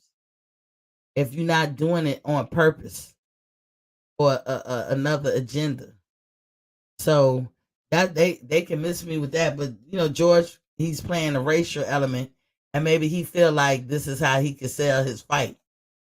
See, I was with George with all the other stuff. I'm like, dude, he won the belts. He can take it home. Anybody would. Just his moves. If his government want to fund the fight, if George want to make 10 million and Devin only gonna make 2 out of this deal, I mean, shit, he won the belts. He got the leverage. But George, they made it so that both fights, whether he win or lose, he has that leverage. So if he lose, he has the leverage. And that's why Devin got to beat him within an inch of his life because he got to make George say, I don't want to do this no more. Sorry, yeah. So forgive my ignorance. They got a rematch clause. Yeah, George do. Oh, yeah, I didn't know that. I didn't know Yeah, and that's that. why Bill said something. I put that out. Bill said something. And I said, why y'all think Bill said that like he ain't gonna want to rematch Devin after Devin beat his ass or something. I was like, Bill was dropping a nugget. He confirming Devin don't have no rematch clause. If Devin win, he still has to go back to Australia to fight that George with the same deal. But he gets the low end of the money and George get the high end. But George is doing what he got to do for himself. So I wasn't even mad at that. For Devin to get the fight, he had to make a big sacrifice. He had to leave his cushioning setup that he had with the zone and go sign with Bob Arum. And we know how Bob is, and take the low end of the money, and George just get rich off of this one fight. Because George know they can't fight nobody else. But um, I think Tank and he said bring on Haney, like he want Haney next, and that made me excited because I was like, oh okay. So if Devin wins those belts, then Tank would like to be the third fighter he fight. In the 3-fight deal that he got with Bob. That would be exciting. You know what I'm saying? But if Tank gonna stay with Mayweather, why should we as fans expect something different than what we've been seeing? Yeah, And, nah, and yeah. And if Tank, so if he don't fight Haney, then it's still I'm just saying he has to fight top level competition. Um, yeah, and I don't, it's funny because I try to think about who that is. Um, yeah, I yeah. mean like Tiafimo. I Yeah, people say he moving up. he is okay. But I'm sure if he get an opportunity to win all the belts, I'm sure he'll find a way to make 135. D Young said, yeah, I ain't fuck with that at all, Miss T. Yeah. He's bringing racial and a racial element to his fights, but he not understanding, the racial, issues that we have here in the States. And I will warn any fighter overseas that comes over here, don't let these American promoters or whoever get in your ear and enter into that, because my task to any black fighter, when you see it, beat them within an inch of their life. I mean, don't kill them. I ain't saying I'm saying I'm for killing, but you got to beat them so bad that they definitely do not want to come back there.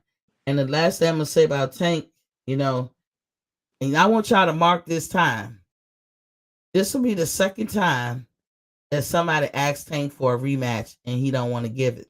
Did you catch that? I'm thinking about it now. He said in the press conference, he smiled it off.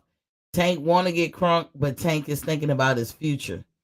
But he has But really, so really got so to think so so about it. wait. So he said he doesn't want to give who a rematch, Raleigh.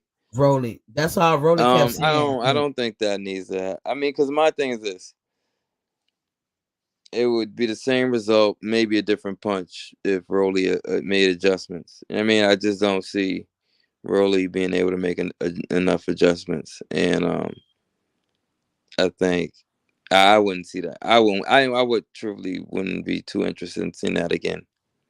If Tank was fighting often, see, this is the part that they miss about Mayweather. Whenever the fighter came and challenged Mayweather, Mayweather took the challenge on. When people thought that he lost the first fight, which I didn't, I looked at that fight several times. I still thought Mayweather won the first fight. Well, shit, run it back. And Mayweather broke his hands or did something with his hands in the first fight Yeah, with yeah, Castillo. yeah. And he ran it back. And we didn't have to wait for years. He ran it back. When they try to say Maidana won, he said, you think you won, run it back. When when Mosley got in the ring and was being all disrespectful, Floyd let them know, Larry Merchant and them, you got this kid coming in here being all disrespectful and shit, but he gave us the fight, right? But Now, other fighters, they want that Mayweather journey, but again, this is one of them areas where you're not doing everything that Mayweather did. If you challenge Mayweather, when Ricky had said one thing, talk shit about Mayweather, Mayweather looked at Elevator and said, "Make the fight." And Ricky Hatton was a beast. He was so called killing everybody. Won't no top neck because I sat here and watched back to back. It took about an hour, maybe 30 minutes or less, and they show all Ricky Hatton's fights right back to back because he was knocking folks out in the first and second round. I was like, damn, and he was beating them convincingly. Here's another guy I would be like beating them good, but he wasn't fighting big fights. And then Mayweather made the fight with him and gave him his loss. So what did that tell us? As good as you were, Ricky Hatton, you weren't fighting no challenging fights. Because when you had to step up and fight a big notable dude, you couldn't handle it. Mayweather actually knocked you out. You know what I'm saying? So that's why I say is to me, we have to be leery about putting people on a pedestal or pedalizing folks, putting the cart before the horse because we haven't seen what they really could do. We don't know until you fight those big fights and those challenging fights. And if Mayweather is on his, I'm gonna do in house. Who in house at the PBC can tank fight? If that is the mantra, then yeah, then you got to run the Rolly back because that's in house. Rolly sat up there and said, "I want the rematch. I want the rematch." Who you want next, Rolly? I want the rematch. I want the rematch. That's all Rolly kept saying. They asked Tank, he laughed. His answer was, "No, I don't think he deserved a rematch." He said, "Because it'd be different if we was fighting, basically back and forth, and I stopped him later in the rounds or something like that. But because he felt like it was an easy fight, he stopped him early. But here's the thing, Tank, he was winning. He was winning that fight. Had he not made the mistake of lunging in wide open and you catching him and out Tank's own mouth, I didn't hit him hard.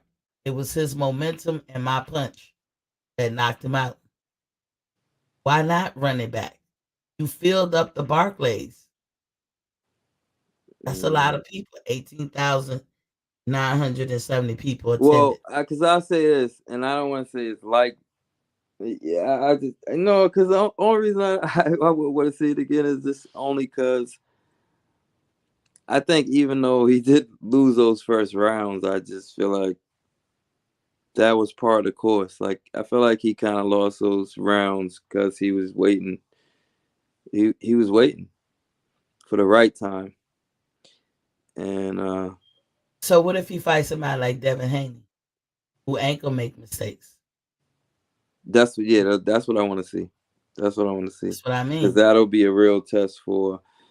I mean, we see Tank is obviously a good counterpuncher. We see him, he learned a lot from working under Mayweather and all that.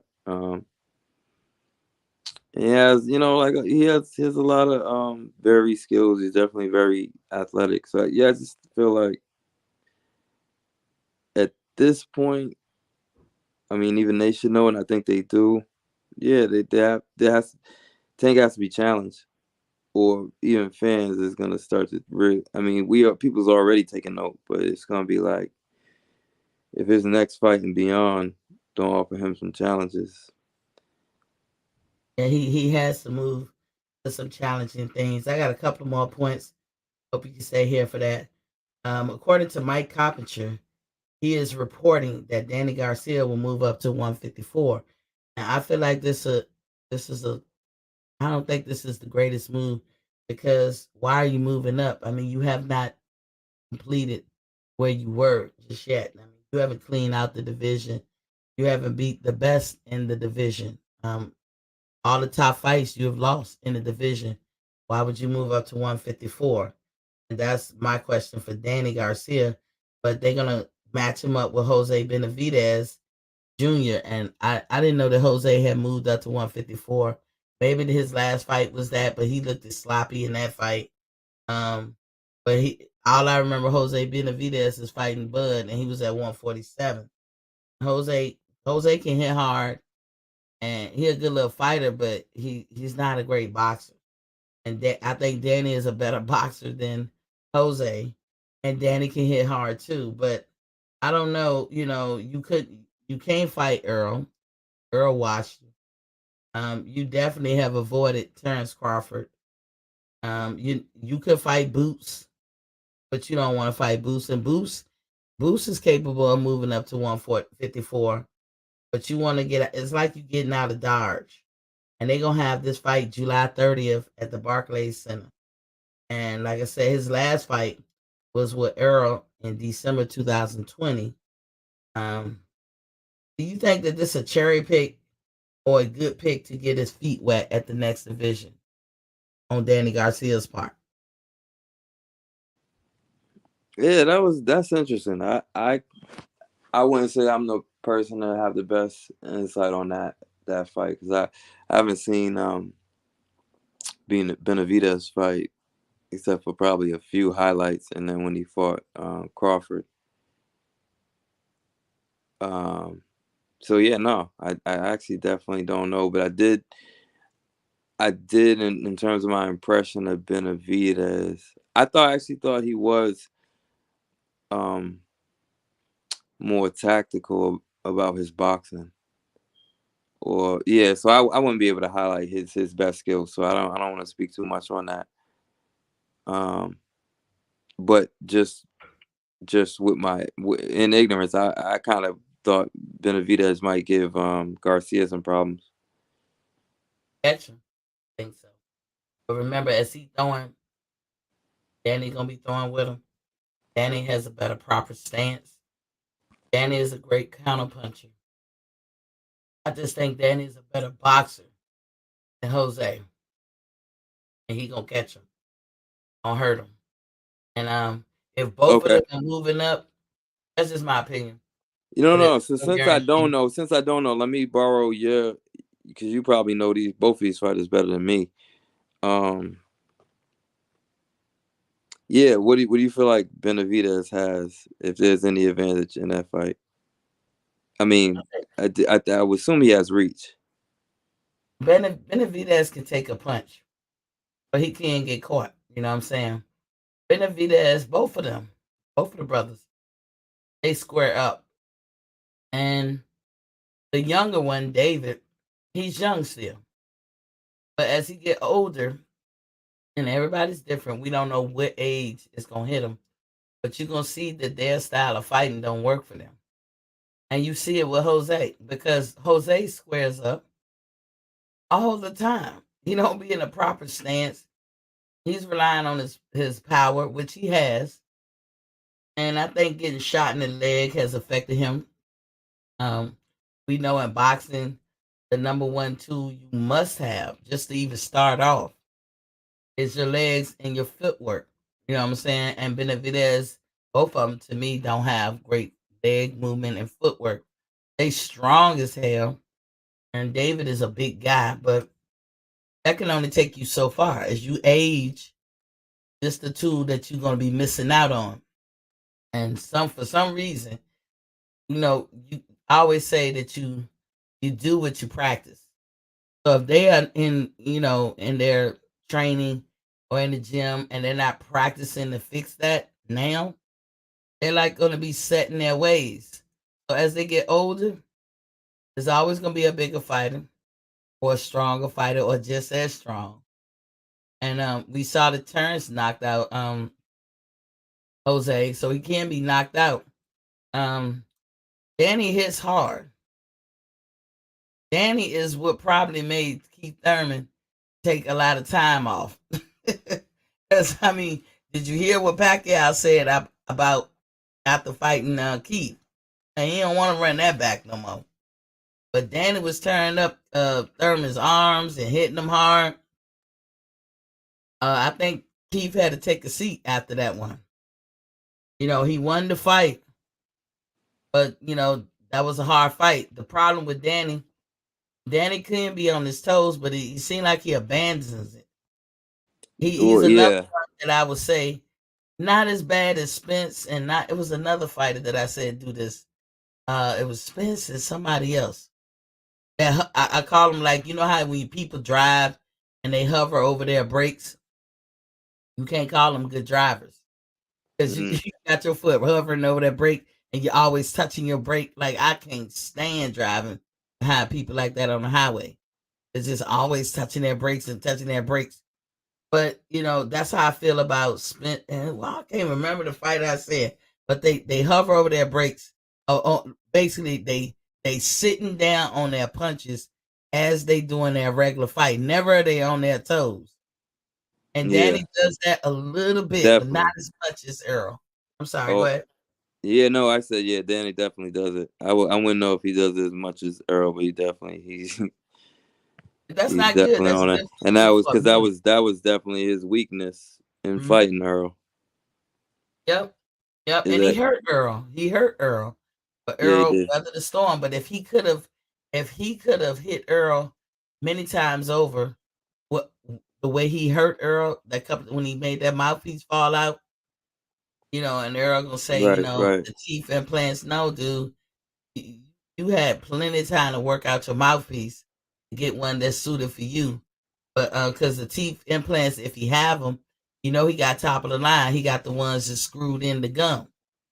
He ain't got no ones you pull out and pull back in. He got the ones you screw in the mouth, and they're not gonna move. So you have plenty of time to get your mouthpiece together. Danny hit you that hard, just like Ugas hit you that hard, and it was a shocker. The problem is people don't keep coming back for it. Like that's why I got Terrence winning over Earl, because if Terrence catch you, he gonna go in for the kill. Yeah, He not gonna, I think people. he ain't gonna I mean, hesitate. I could always be wrong. I don't even want to say I'm perfect, but I'm just looking at certain body shots, in, including the one that he hit, that Bud hit Porter with, Mhm. and just seeing how Earl has responded so far to body shots, it just makes me wonder. I mean, can't know till the fight comes, but I don't Oh, know how who? he gonna respond to some of those body shots that he definitely gonna get hit with Bud, because Bud definitely, even if he don't attack the body as much as Spence, he's definitely a body puncher. He's definitely consistent to the body in every fight.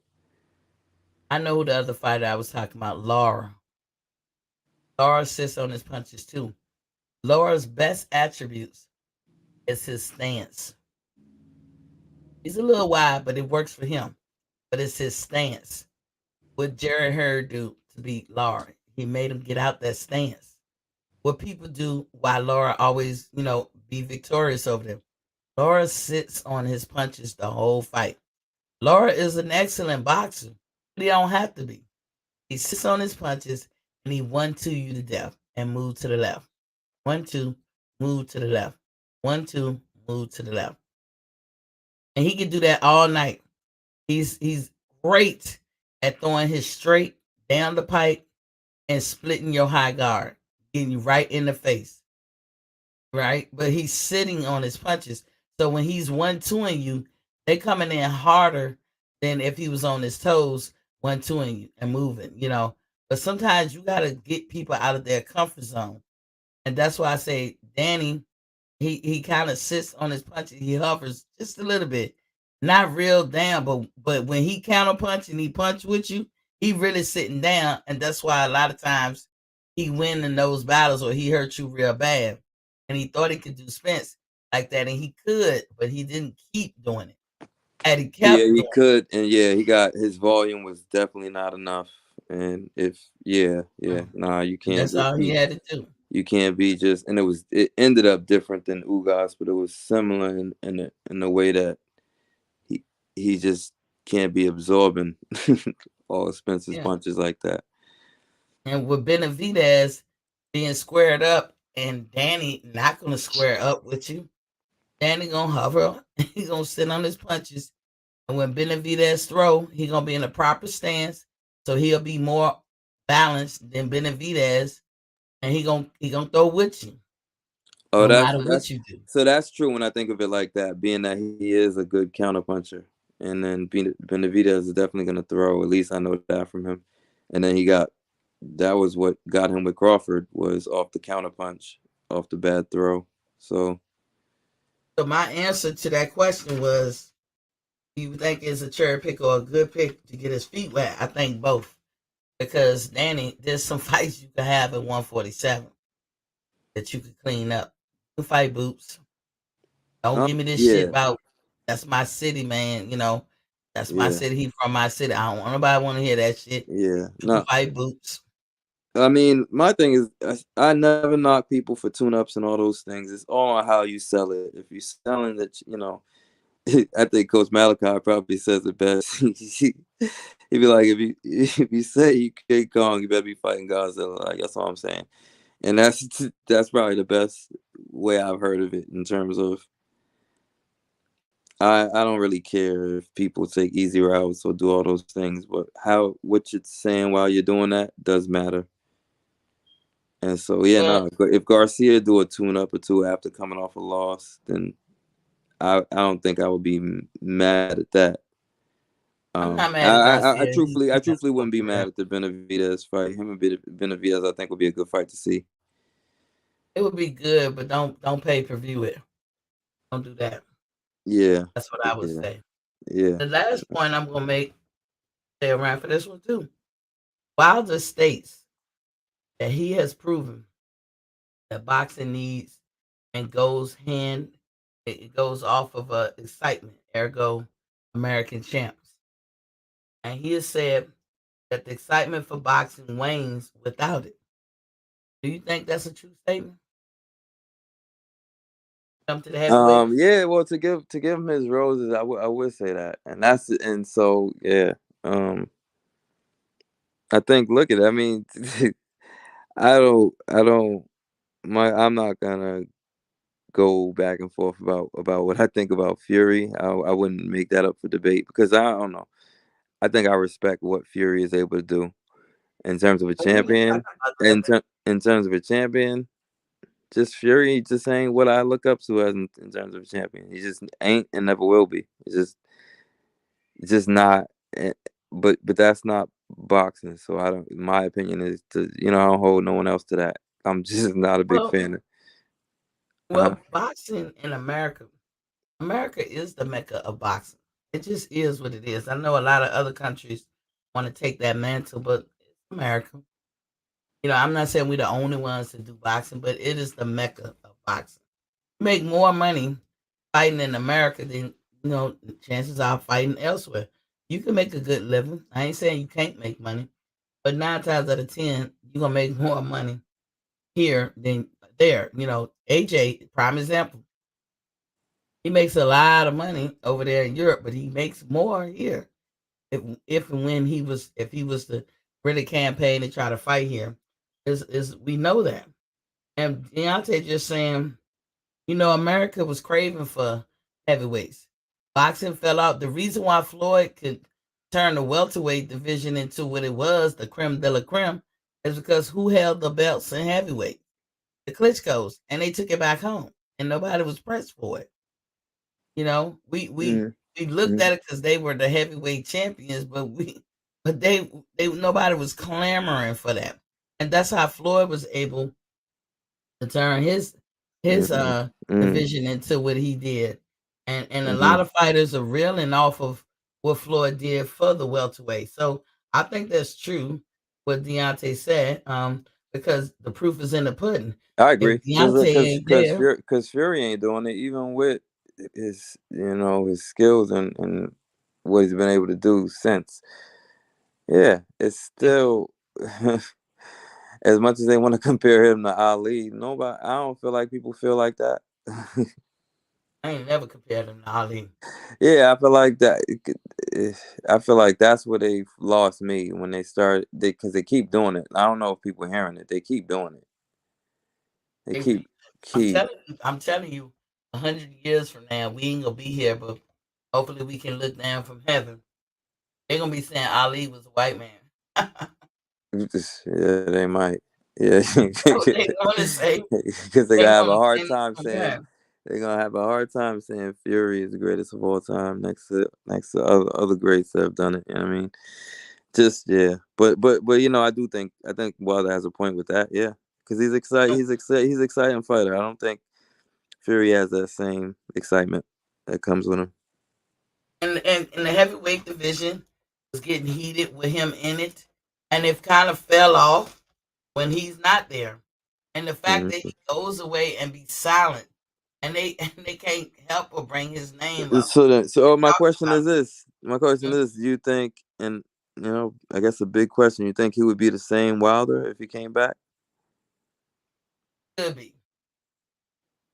You gotta get that weight off because that didn't serve him well. Mm-hmm. And nothing against Malik Scott because I like the brother, Mm. but I don't know if he is the best fit for Wilder. Yeah, thank you. Can I just say this? And my thing is this: I'm not the biggest. Mhm. I don't necessarily rally behind Wilder like I used to, just because of Malik, certain things. And I think, yeah, I don't really rock with Malik like that. I felt like when I saw the chemistry between them the after the second loss, I thought it was good because it was like almost on a motivational level. I felt like, you know, he kind of brought Wilder up, I'm but not. Scott And see, I don't feel a certain way with Wilder firing. What's that dude name? Mark Breland. Because Vreeland, I just feel like this Mark Breland was an employee. If he did something that Wilder forbid, then he did something Wilder forbid. We have a right. It's like people pull that's a black card all the time unnecessarily. But then I always be left with the question then, where was the black card when that person was doing what they did? Like you don't get to pull no card with me when I can reach back and say, did that same black card stop you from doing what you did for this reason and I'm firing you? And then I don't need to see nothing else. Mark Breeden did an interview with somebody from Europe where he emphatically proclaimed that he didn't give Wilder any water during that fight. And you got film showing Mark giving him water in the back and in the fight. And he yeah, said it. He said, I didn't give him any. So what is that? I supposed to believe what Mark Breeden say or what my eyes saw? I saw him giving him water in the corner. You can pull up the tape. He gave him water hmm between the rounds. So whether we don't even have to go so far as to say whether the water was spiked or anything like that. We just have to say we have to go by what you just said, Mark. You said you didn't give him water. That was a lie. Why lie? So in the end of the day, whatever reason your employer have to fire you, they got the right to fire you. Unless it's some like we ain't talking about government workers because we have rights and this, that, and the other. This is not one of them type jobs where you got rights and this, that, and the other. A fighter can want to train with you or not. We got AJ right now switching trainers. I mean, is we mad at him for all the success he had with Bob McCracken? Now he wants to go over to Robert Garcia. Is anybody gonna get on AJ about that? We had when Jamel switched from Rodney Shields to Derek James. Is anybody mad about that? So when people switch or have one or two or three trainers, people do that all the time. So I don't really understand the disgruntledness of people being mad that he fired Mark yeah. I Friedman. mean, yeah. So my thing is this: like, yeah, this is none of our same way we don't do negotiations for how much people get paid. It's not what a fighter does for who they choose to have in their corner is not really on us. And that just brings me back to the Malik Scott thing. I just feel like Motivational speaker, great. You inspire him, great. Tactically, I just feel like this, and I know, like, because I've said this before and kind of debated with people, but I know you can't change everything about a fighter overnight or in one training session. But I feel like because Wilder using the tactics that he had previously used was already able to damn near beat Tyson Fury, and with a little bit more effort, we all could see where he could have stopped him. Um, I felt like, although I do feel like Deontay needs to focus on a little bit more on boxing, I felt like they didn't have to transform him into a new fighter overnight for him to be ready for fight number 2 and especially fight number 3. I just feel like there were a few things that if they emphasized, like some of the main things, would have put him in a position to be just a lot more competitive. So I thought, I got the impression that those are the things that were being instilled, but I just don't feel like Malik Scott necessarily delivered on that. So Yeah, you made a great point. That motivating speaker. That's why I like him. yeah, it He was good speaks at that. well. He was real good at that. Like that's what It's good, he, and he know boxing, he does. but He does. So he he has has that. an he has an ego that's as big that's bigger than the fighter you're training, and sometimes that ain't gonna be a good fit. Like you have to find somebody who don't mind playing that role and very comfortable in that role as just the trainer. I could think of some people. Floyd Mayweather Sr. Very Yeah. comfortable with just training you. He don't got nothing to prove. He'll get in there and train you and tell you what's best for you. Malik is almost like his ego is bigger than his fighter. You got to do this, and what we trying to do, and see, you ain't good. And he praised them. That's why I say I don't dislike Malik, but I really don't think he's a good fit for Wilder. That's just my opinion. I don't think And he I know a was. lot of people might not like me saying that, but I just don't think that he was. Yeah, no, because I feel like two things, and people, I would love for people to debate me on it, not because I would win, but I would shoot if they got a point. But I feel like the two things that, and especially fighting with Fury, that Wilder could have worked on was, you know, just a little bit better defending on the back foot, and then just adding a few more, just however they did it to camouflage that punch, so that they added a few more to that arsenal just to keep Fury guessing a little bit. Because the thing is, Fury in fight 1 had already prepared for that punch, and he It's got like caught. you He got said. caught still, but it wasn't that punch that caught him. It was, the one the knockdown was, what was that, the left cross or something? But It's like you said though. When he said he was beating Fury or almost beating him doing his regular. Like go back to the without first even fight. half, just the first fight, Mm-hmm. The Fury first barely fight, made it out. So then and everybody's that like, meant to me there was a few things that they should have really just emphasized. You didn't have to change them. I did think overall there's a lot of things they could work on with boxing, mm-hmm. but that's over time. I just felt like between the first fight and the third fight, there was a few things that could have gave him the edge. Or they were saying like, because remember Deontay was famously known for not running. Every boxer get that road work in, but it was working for him. And I mean, yes, he had some skinny legs, but just because they skinny don't mean they ain't strong. You know what I'm saying? I think I think for Deontay, would he left if he's disgruntled at all, which I don't think he is. I think he's made his peace with a lot of shit.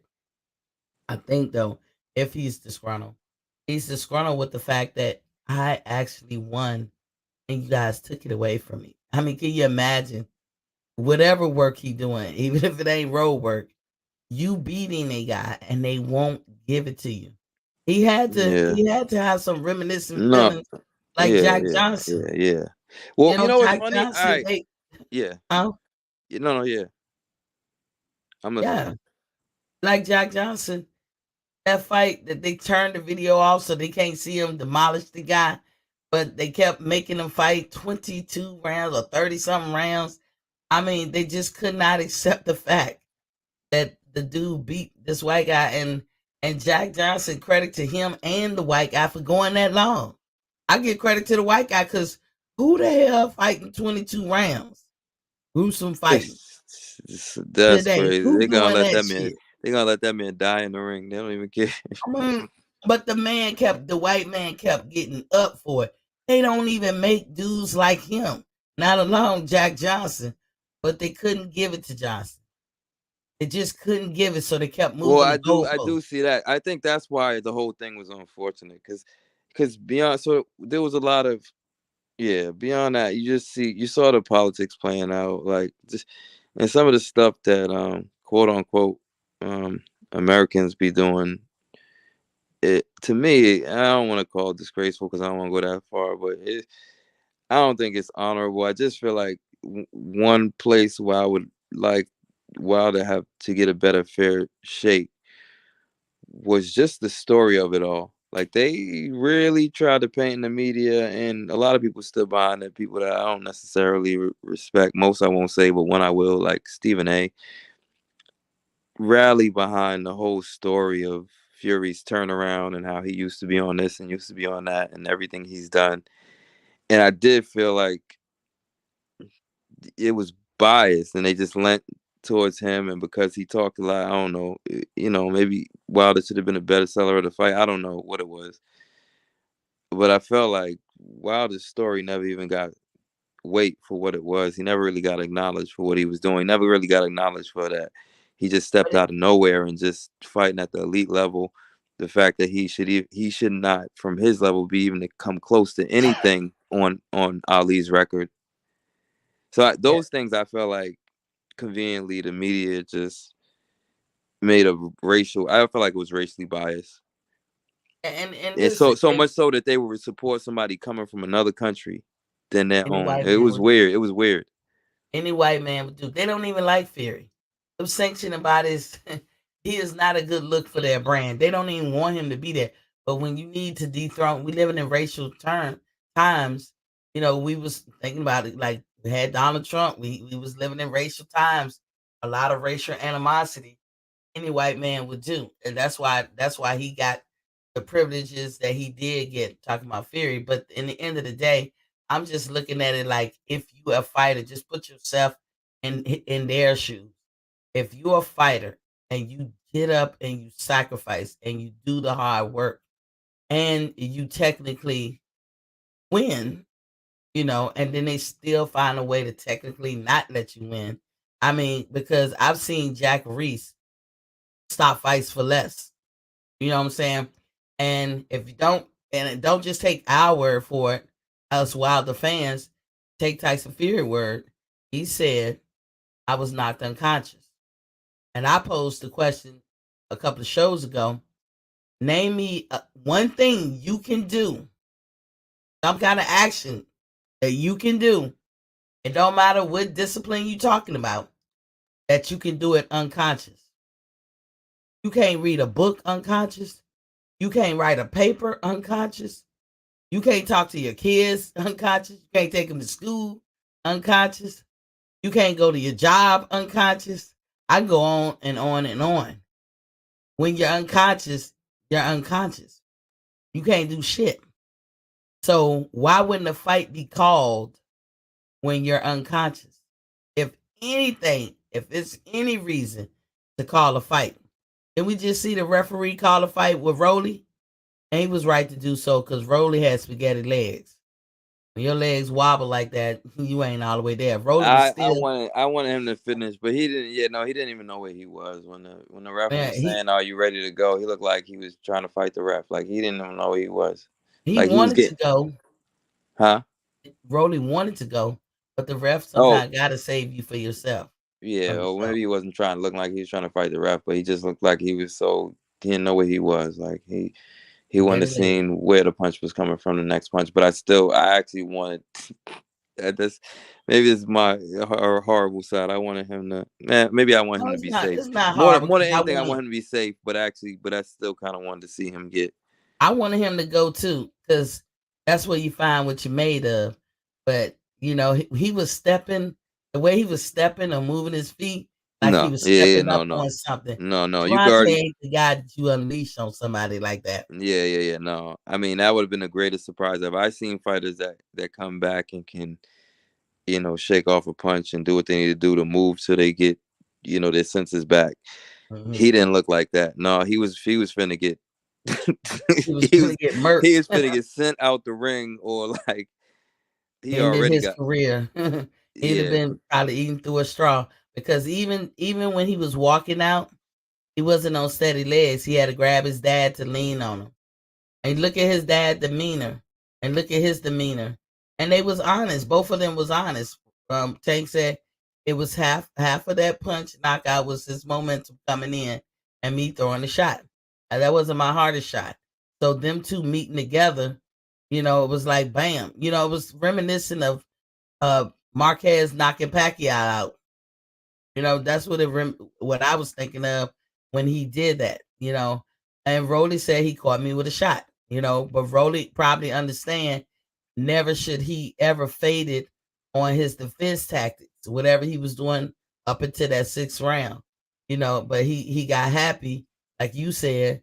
I think when he saw Devontae swing his hand or like he was hurt, I think Rolly that's yeah. tried to step up and he forgot his Yeah, defense I think because when I only because when I was watching it and it was happening, I was like, oh, when Tank seemed like he hurt his hand, everybody kind of took note, like, oh snap, and then but then I did notice that Raleigh seemed like he was trying to capitalize on that, and I think you know, He ran up on something, and that will happen again because Javante is the better boxer, and that's why Javante probably said, "Look, whether I start slow or whether I start fast, I'm the better boxer.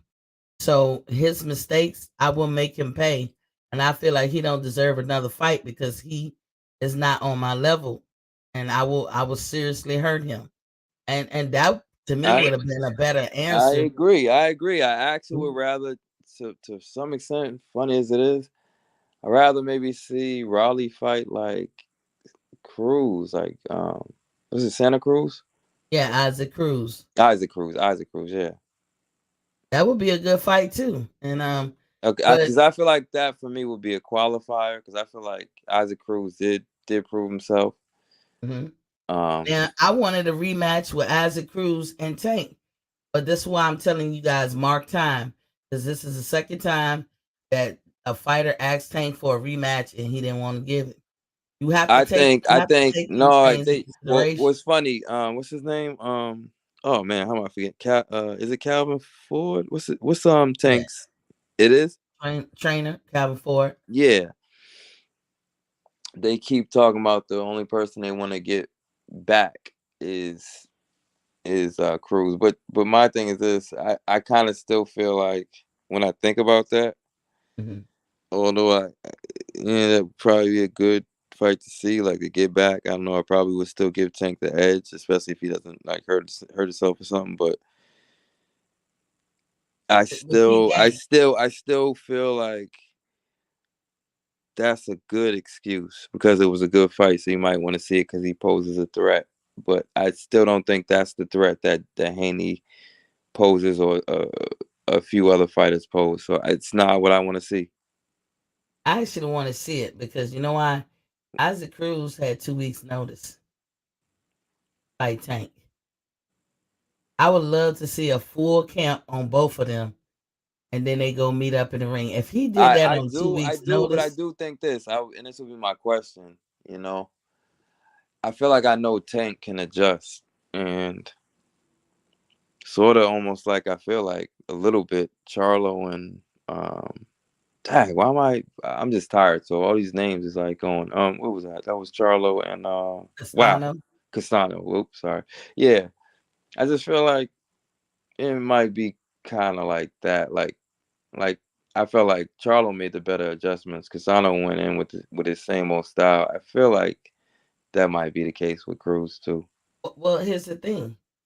It's going to give us the adversity that we want to see Tank go through because he knows now you can't be strategic in your approach with an Isaac Cruz. You're going to have to fight him, Yeah, yeah, meaning you're going I to have agree. to I agree. outbox I him agree. from I the agree. jump. I So agree. that's going to give us a different level of Tank that we can see because the whole fight from the first round to the end, you're going to have to outbox this man. You can't do what you did to Rolly because if you give Isaac Cruz 5 rounds, you might not get nothing back. You know, if you give like how he approached the Leo was piecing him up too, but he was giving Leo rounds. But I think Tank feel like he better, unless he said he know his IQ is better, and he think he in love with his power. So he strategically, he'll take some punches. He tried to muscle up on Rolly a little bit, but Rolly out muscled him. When they was tangled up and Rolly threw him to the ground. When he tried to come in and Rolly was piecing his ass up. So Tank was like, damn, okay, I gotta place my punch. That shows your IQ when you get in there with different people and they give you some adversity and you have to level up and show something else. That shows the fans like, damn, this is why we follow this dude. No, Look that's at him. I kid you not, because you're speaking. That's one of the reasons I actually did like that, because I was like, oh wow, this is someone that I known as a puncher, who I see is doing the other way, and time would tell what that is, but I think there's some humility that might be to that, like I respect that for a fighter to not fall in love with their power, because I feel like in this day and age, man, I think it's time for a lot of these fighters to look To at level up. history, look at history, and like, yo, the power is good, it's great, but it ain't everything. Like, and a lot of the fighters that lost recently is not because they didn't have the skills, because they just felt like they fell in love with their power. It's like a trend. And just we're gonna cap it off, but just to finish with the Deontay, we know that heavyweight excitement fell off because he wasn't in there. We know that because he's on popular demand. And look at what the WBC did. Man, how you lose a fight yet you be ranked number one in their ranking systems. Yeah, That's all about the yeah, money. I said yeah, that before. The yeah. WBC definitely displays a tax man mentality because not only these fighters, whether you're American or not, if you fight in America, you got to pay Uncle Sam. You got to turn around and pay these sanctioning bodies. Essentially, a tax. A tax by any other name is still a tax, and that's what they're doing. They're making money. They're not nonprofit or whatever, and you can tell by their moves what it's all about. And that's why I say for Deontay, fuck the WBC. Try to get in the rankings with them other sanctioning body belts. Let them make some money off you at the same time you make money. But at the same time, we know what Deontay's goals I is. yeah. And he does. Him, and it might be another fighter out there. I can't think of one. But I definitely can say Deontay be like, shit, if you think you won, run it back. And that's Floyd Mayweather-esque right there. I don't know other fighters do that. And I'm gonna tell you, Wilder is the cash cow, period, at PBC. You guarantee you can take his shit to the bank. And these are the fighters at PBC because they already talking like if Wilder come back, they want him to fight in house. So these are the fighters that are in house with the PBC. That when he come back, don't get mad at him because this is how they want to move him. Um, you got Charles Martin, Adam Kawanaki, Robert Helenius, Travis Kaufman, Frank Sanchez, and Andy Ruiz Jr. That's who they probably want Wilder to fight. Where these guys rank in other sanctioning bodies, because I don't know if Charles Martin is still in the running, but he was up there with the what was it, the IBF or one of those other belts. He was like number one ranked. Knock him off and then go for that belt. Go for the IBF, y'all. Talk to all the fighters. Go for the IBF because they about the only Mm. ones that ain't got a lot of shit on their fingers. I ain't saying they ain't got their problems, but they about the only ones. Get in the WBA rankings. I mean, they got shit on their fingers too. But WBC is damn near like a boil on the butt of boxing. So I don't know. They gotta figure something out. But that's all I had. And by the way, I do want to note and mark this time. I always say mark this time to tell y'all, remember, not just remember I said it, but mark this time. So when you be thinking about it later, because it may come up in months to come, years to come. So that's why I say that word, mark this time. At the end of the fight, what did y'all notice about Tank? Now, we noticed at the press conference he didn't have his shirt on. And maybe he was trying to showcase his lovely tattoos. But you know one thing that I picked up, that I gleaned when I looked at him? I won't look at just at the tattoos. I saw that he had blood drawn immediately after his fight. Did you see the Band-Aid in the corner where you draw blood? He had blood drawn. So he's tested, and you can put the quality assurance stamp on him, on Tank. Okay, I That's saw that all on. I Tank. saw that on. I think I saw that on Rolly too. On Rolly too. I think I did. And that's a good thing, you. That's a good thing. Because we got to mark time with that, because we got a lot of fighters that's avoiding these tests.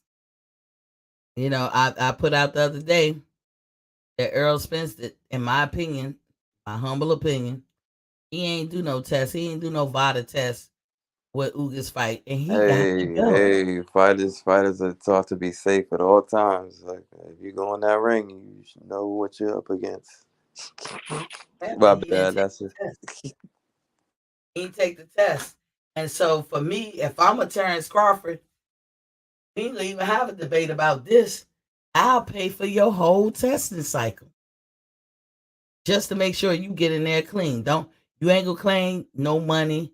I don't want to hear about you scared of needles, but you taking blows to the body and head, and that's your career. I want to hear that. You ain't gonna take no test. You ain't taking for Ugas. Then you want to talk about you in the clean boxing program. I mean, I don't get this. WBC was playing and how they gonna do their VADA testing. You have to be a part of the VADA clean boxing program when you with WBC. But yet everybody kept saying this T, just wait a couple of weeks. It'll come out on he won't on the list. He wasn't on the list. And you can't say, well, look at this note from July that said welcome to the clean boxing program. So he was gonna do it for Manny Pacquiao. Maybe he wanted Manny Pacquiao to make sure that he was clean. Because we all know how Manny can get down. You know what I'm saying? So maybe he felt like, oh, a clean Manny Pacquiao I can beat. But as I told y'all before, and Captain G4 does videos on this, there's a time limit in the clean boxing program. There's a start date and there's an end date. And every time there's an end date, when you coming up on your next fight, you have to start it again. It's not like you end this shit all year round. There's an end date. So Errol Spence's end date after Ugas was like a week or so after, or maybe 2 weeks after. So that means his next fight, he has to enter into it again. Every fight, he has to enter into it. But he hasn't had one since July of last year. That's when he entered it. We don't know. Well, he didn't have a fight towards the end of the last year. So we just know that he entered into the clean boxing program. And once the fight was called off, he was off the hook. He and I checked, I went all the way back to November. I knew he had entered into it prior to the Pacquiao fight, but remember, he got his injury, so he was off the hook. He didn't have one since, like I said, I looked far back as November. Now that people are reporting on it and shining light, you notice how the WBC ain't putting out them lists like they used to.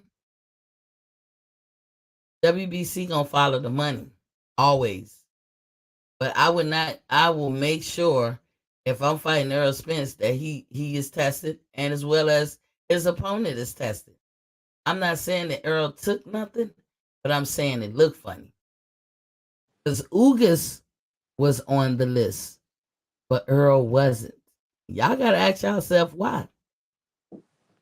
That's all I had to say. Got any Okay, closing so thoughts, my Steve? what did we say? You got anything you want to say? Go ahead. Just in general or closing thoughts? In general and closing thoughts. No, I would just say Or this. both. It's kind of like I don't know if it's a question, a statement, whatever it is. The contract. That's all. That's the biggest thing on my mind. What you think about the contract? I'm glad you asked because I'm gonna play some. I was gonna take it down, but I didn't. Let me get it set up for you. And this can answer, and then you can answer this question. So let me go back here and set this up because I had put it up there yesterday and I was like, let's see. I didn't want to okay, it's up there. All right, so let me go ahead and play it and then you tell me. This is not mine, so I'm gonna take my Cash App banner down and put up I do not own the rights to this program. It's for educational purposes. I'm only gonna play a clip of it, and whoever did this, you can go subscribe to them or whatever. But this is an interview with Earl, and just listen to what he had to say, and then we come back on the back end and talk about it. Punch coming from Tank, and that was a hard punch. Yeah, that was a hard punch. What do you think after the recent fights that happened? I ain't catching a whole bunch of them. I ain't catching them. What's your next fight, Chance? You going to Vegas to fight Crawford?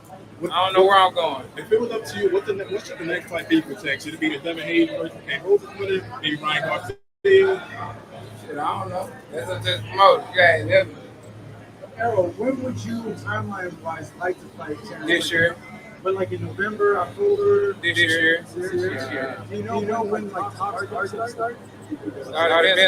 Been started. Okay, that's good news. Is it going in the right direction? Shit, it's gonna happen. Is that the only fight you want right now? Yup. Errol, you're fairly confident that it does happen. Nothing like gets in the way. Oh, man, get my ass. All right, You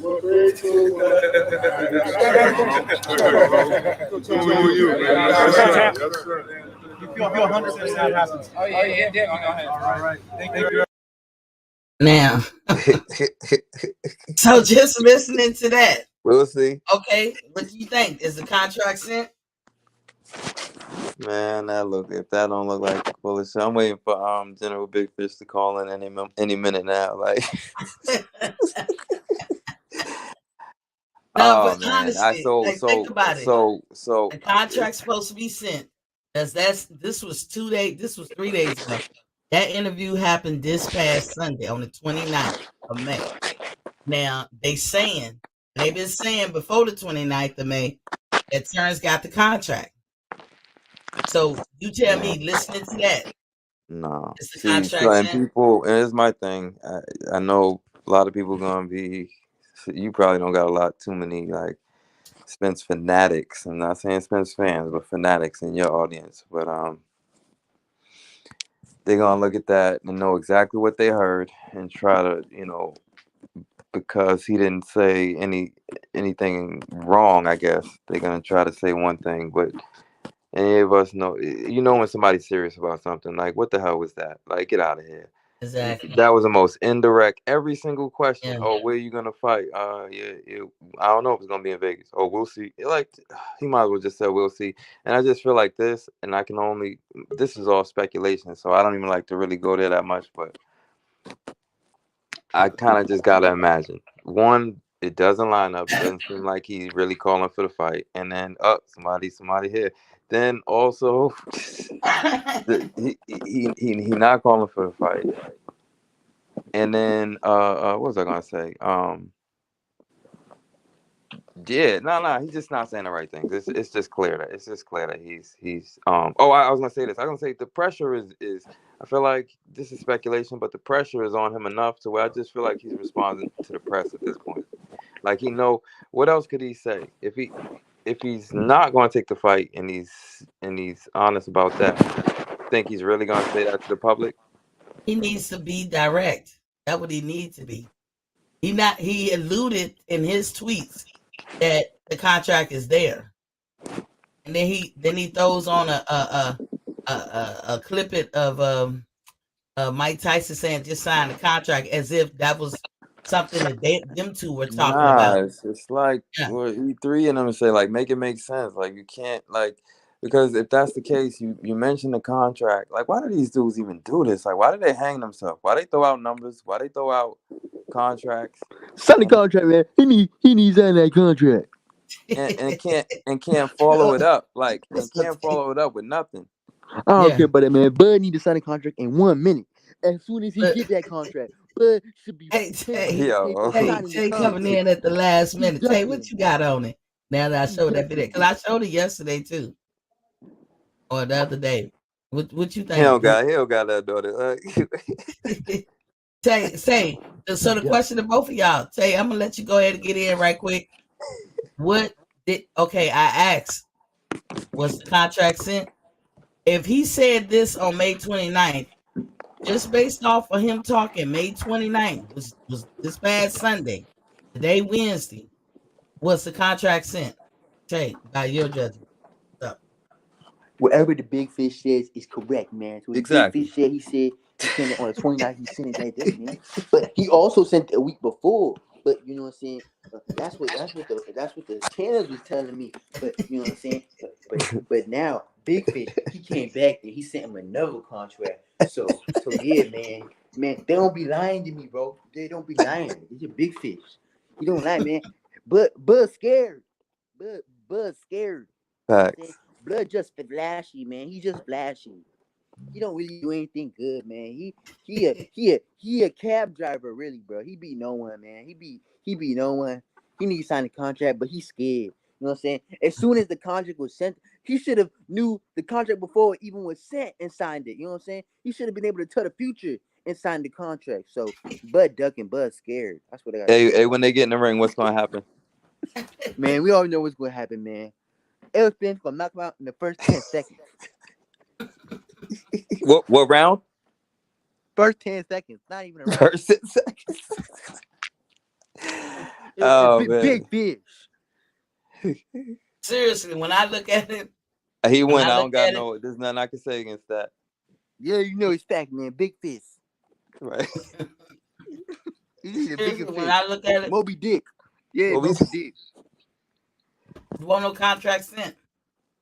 Nah. I don't. Contract Bud was should have sent, known and we beforehand. don't know He what should have been able to date see is. the future and sign the contract. So I want to hear about that, man.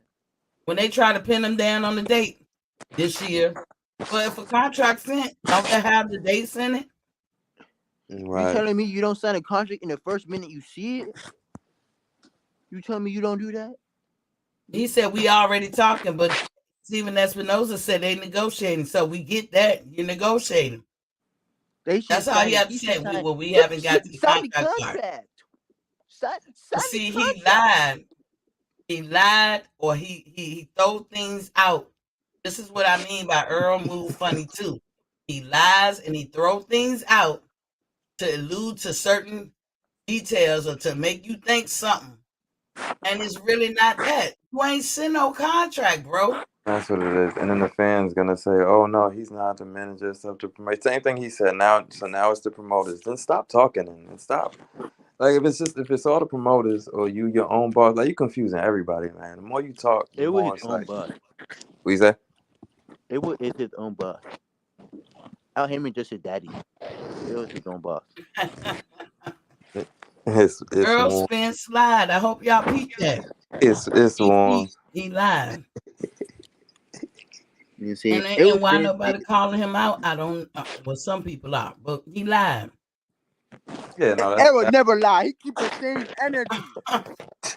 Hey, you ought to stop. Errol never lie. he telling the truth. He sounds just like the Fanatics. That's what they be saying. That's how they sound. He gonna be Crawford in the first 10 seconds, right? That's it. Yeah, first 10 seconds. I change my mind. First 5 seconds. Right. Vince got more. He makes adjustments. What adjustments? Man, what? Man, Bud fighting bums, man. He fight bum, but he can't handle Errol Spence, man. He can't handle him. And Errol is a better boxer than Bud. He a better boxer. And then the part that killed me when they say is it gonna be in Vegas because they know Man, controversy it should came up be with in that. Texas. It should He be in said, Errol Spence' backyard, and the referee should be his wife, and the 3 kids should be the judges. look, he Bud need to said, do I that, don't man. know. Bud need to do that. But if you go back to years ago when they had that interview where they was on tape Man, Errol in keep the his shit hallway, heavy. That's all I know. Earl and Bud agreed out of Earl's Errol, man. mouth. It should be on neutral grounds. You know what's funny about But that man, one? Yes, they But did. They did. They agreed. No, but they but but, agreed. but Neutral Errol ground. playing though. Clear as He got a new plan. He got a plan. clear as day, right? And mhm, then there's another video where they was, I don't know where they was for this one. Maybe it was the same day. Whatever it was, they was in the crowd. Another video, like a candid video. Bud and Spence arguing, and they came to that same conclusion. 2 separate videos, same mhm. conclusion. Man, But that now shit he's be saying, I Texas. don't know. Because he That know shit that be fuse the Texas. fire. It's Earl, y'all. Earl be starting this shit. He be lying. He Errol not don't even lie. He an keeps the honest same broker. energy lie. He just following. He did what he said he did, man. He following his plan. It's his plan. But You he see? sucks. I'm telling you, attitude reflects leadership. Hey, is His the other side of the leadership street? sucks. Is the They other need to go side? to the PBC, man. They need to go to the PBC. Is the other side of the street cleaned up yet, or he gonna move up? Man, Come on, Bud's Earl. scared. Bud's Yeah. Earl scared, wants man. All I Earl know, Bud's stalling. scared. Errol clean his side of the street, you know what I'm saying? Danny Garcia was part of that side. You know what I'm saying? He gonna beat everyone on his side of the street, man. You know, sometimes Earl you is go to your stalling. friend's That's house what he's and you doing. can't cross the side of the street. That's what basically happened with Errol Spence and Terrence Crawford. You know what I'm saying? He had to go to his side, and now he gonna wait for that fight, man. But Bud needs time to contract. You know what I'm saying? He ain't They got the want Bud contract. to fight somebody that has where he Bud has probably an gonna adverse Bud probably gonna fight reaction his auntie. and Bud be falling off. That's what they want. They want somebody else to take Bud to care of that fight work Boots. for them. You know what I'm saying? Bud Oh, to but fight what do you think Boots. about this? Because do you think that like Spence is in deep waters no matter how you look at it? Because if he talk about moving up and He Bud gonna move knock up out too, Charlo. He gonna knock out you know Charlo. what I'm saying? If I he There's talk no think that about Boots. moving Charlo, up, huh? It don't I matter think that because he a Charlo big and fish. him He built they for put up deep fights. water. I think Charlo. I've always thought this. Nothing bad about Jamel.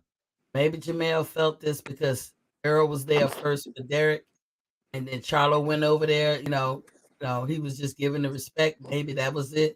But I always thought that Charlo capitulates to Earl. Like Earl, between them two, Earl is the top dog. I think Charlo cared because it's almost like in the beginning of their friendship, it was like Charlo was kissing his ass way too much. But again, that could be because he moving in on his trainer. Charlo is a power bottom. You know what I'm saying? But I That's think what I don't know Charlo if who is. can beat between the two, but maybe Earl can beat Charlo. Because they it seemed like Charlo kissed Earl ass a little bit more than Earl kissed Yeah, I don't Charlo's know. ass. Yeah. So maybe that's And, my skepticism. I don't think Charlo and Earl is even gonna fight at that point. I think if anything, they would both move up. move up. They would both Yeah. move up. And then my thing is this: just going back to Crawford and Spence. Is Spence cornered? Does he have to go through this dude no matter what? He do. Through who? This was gonna happen. Bud?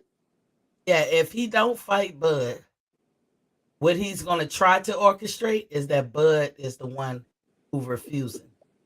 And you hear it in his language. That tape to me is a prelude to him trying to get out of it. I mean, Man, think about the rumors that they come up with lately when they said Bud asking for 20 million, as if Bud he just did pulled that ask out for of his 20 ass. million.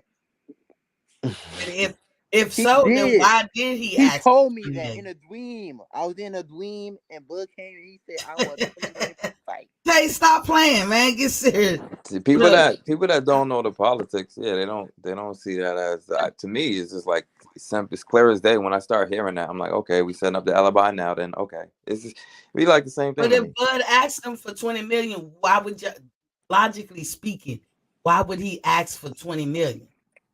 It would make sense that he Bud asked for trying to 20 outprice million himself. if That's Earl why. asked for 50. How is that crazy? If Earl gonna ask for 50, Bud, what he gonna say? Yeah, give me 2. Real, million. the biggest thought in Yeah, all this no. boxing. Anytime somebody say, "Oh, we don't want to insult him," and no one's even talked about it, it's like it's clear. And but here's the thing: they already know that they can get that off. So then they say that, and then everyone starts repeating it. So then, A side, B side, splits and all these things aren't really as relevant Bud should take a as they make 25% it. And split. then, but they put these stuff out there, and then they already know all these alphabet channels that one clout is gonna start repeating stuff, and then they be controlling narratives like that. Bud should take 25%. Hey, He Tay, requested to be the mandatory, and that's Tay, 25%. hold on. Look, Bud should hey, take get 25%. serious. What you But think, man? Look, the little bit of time we got all left, I Tay. know, Get serious. What you think about the clip I just played? That was Sunday. Today, I missed the Wednesday. clip. I missed it. I just showed you the clip. I missed it The again. clip, I the was too clip hurt busy. his I was feelings. too busy The thinking clip, about L. Spence. yeah, To see the exactly. The clip hurt his feelings. He couldn't. He Yeah. had No, nothing to I say haven't about seen that it. I clip. missed the clip, Miss T. I was moving out there. All right, this for you, Tay, because you my boy. I'm gonna play it one more again. Now, the question I had asked the other day was, did the contract get sent? I asked that. So listen to this clip, and you tell me after this was Sunday, today Wednesday. Did the contract get sent? I'm Like I playing said, it. Bud should sign the contract Hey, on get Saturday. serious. Saw that punch coming from Tank. That was a hard punch. Yeah, that was a hard punch. What do you think after the recent Big fights fish. that happened? I know, I ain't catching a whole bunch of them. I ain't catching them. What's your next fight, Chip? You going to Vegas to fight Crawford? I don't know where I'm going. If it was up to you, what should the next fight be for Tank? Should it be the Devin Hayden versus Campbell's winner? Maybe Ryan Garcia? It should be in I Vegas. don't know. It's mode. Yeah, When would you timeline-wise like to fight? this year. But like in November, October, This year. Do you know when like talks are going to start? I didn't start. Then start. Okay, that's good news. Then. Is it going in the right direction? It's gonna happen. Is that the only fight you want right now? Yeah. You're very That's confident what he that it does said, happen, man. That's nothing big like D. gets in the way. That's fucking Lance Stevenson.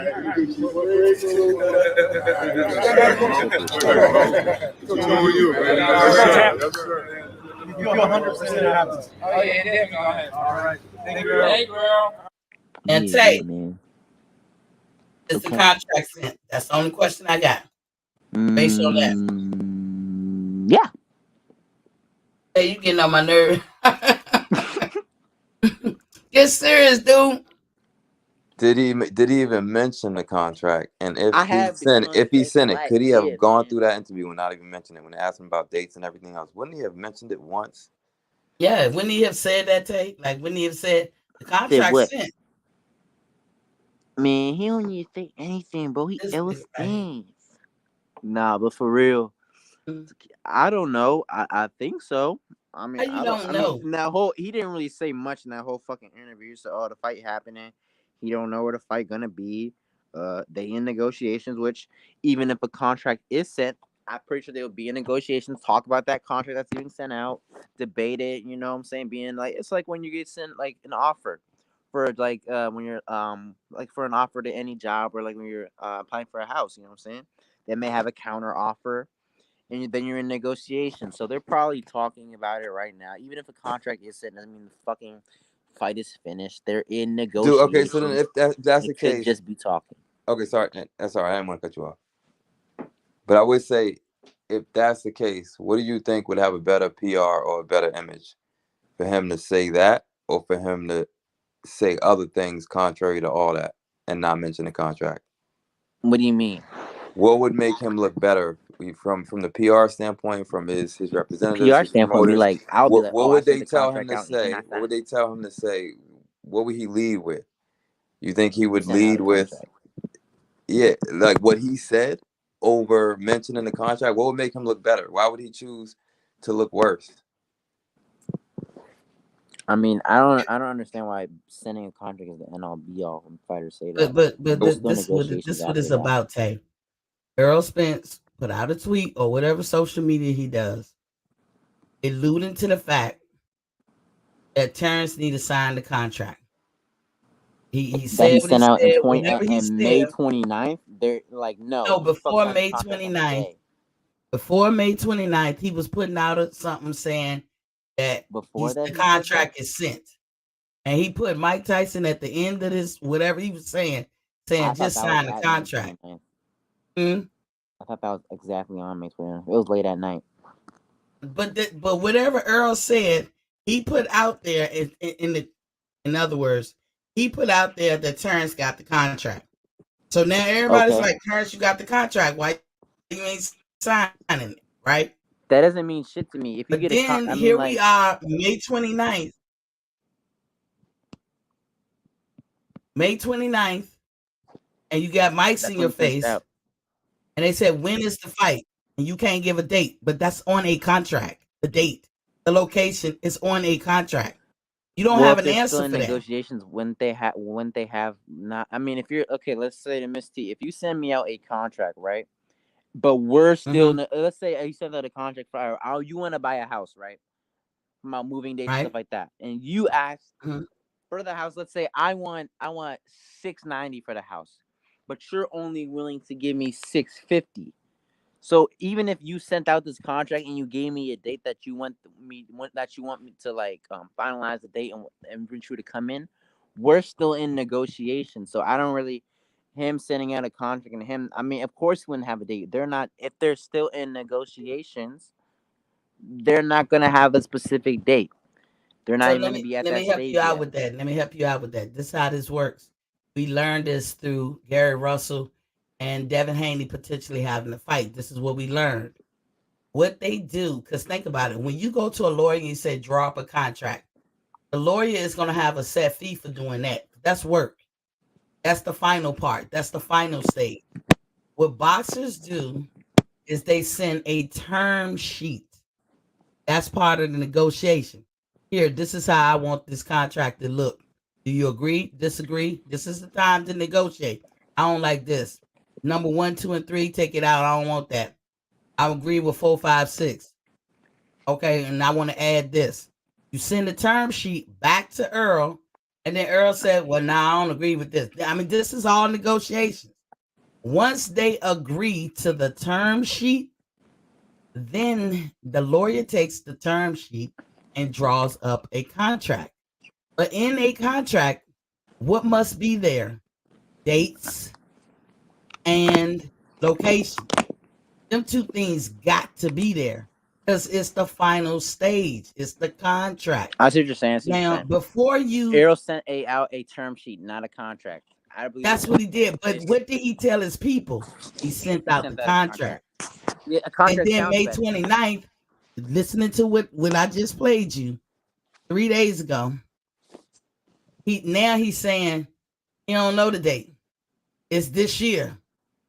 He don't know where it's gonna be. He did not send out a contract, so That's the answer. That's all I was That's saying. what I feel That's like. all Yeah, I that's was what I saying. feel like. that's what I'm saying. I mean, And even when they said the that question, it was, Mhm. and I don't know, I don't read into things too much. But when they asked him like, "Oh, were you fighting Crawford in Vegas?" Yeah, He said, "I don't know if still I'm in fighting in Vegas." He negotiations. didn't say nothing about Crawford. Like I want to, I don't know. I'm like Well, Errol's Mike too he's Tyson. on cryptic. I hate record that shit, bro. years He never ago says what he saying, actually means. He just like all this fucking like weird ass lingo and shit like that. Like, give me the Mhm. fucking answer, pussy ass nigga. and years ago, as Lightspeed alluded to, and I did, he already said out his own mouth it should be on neutral grounds.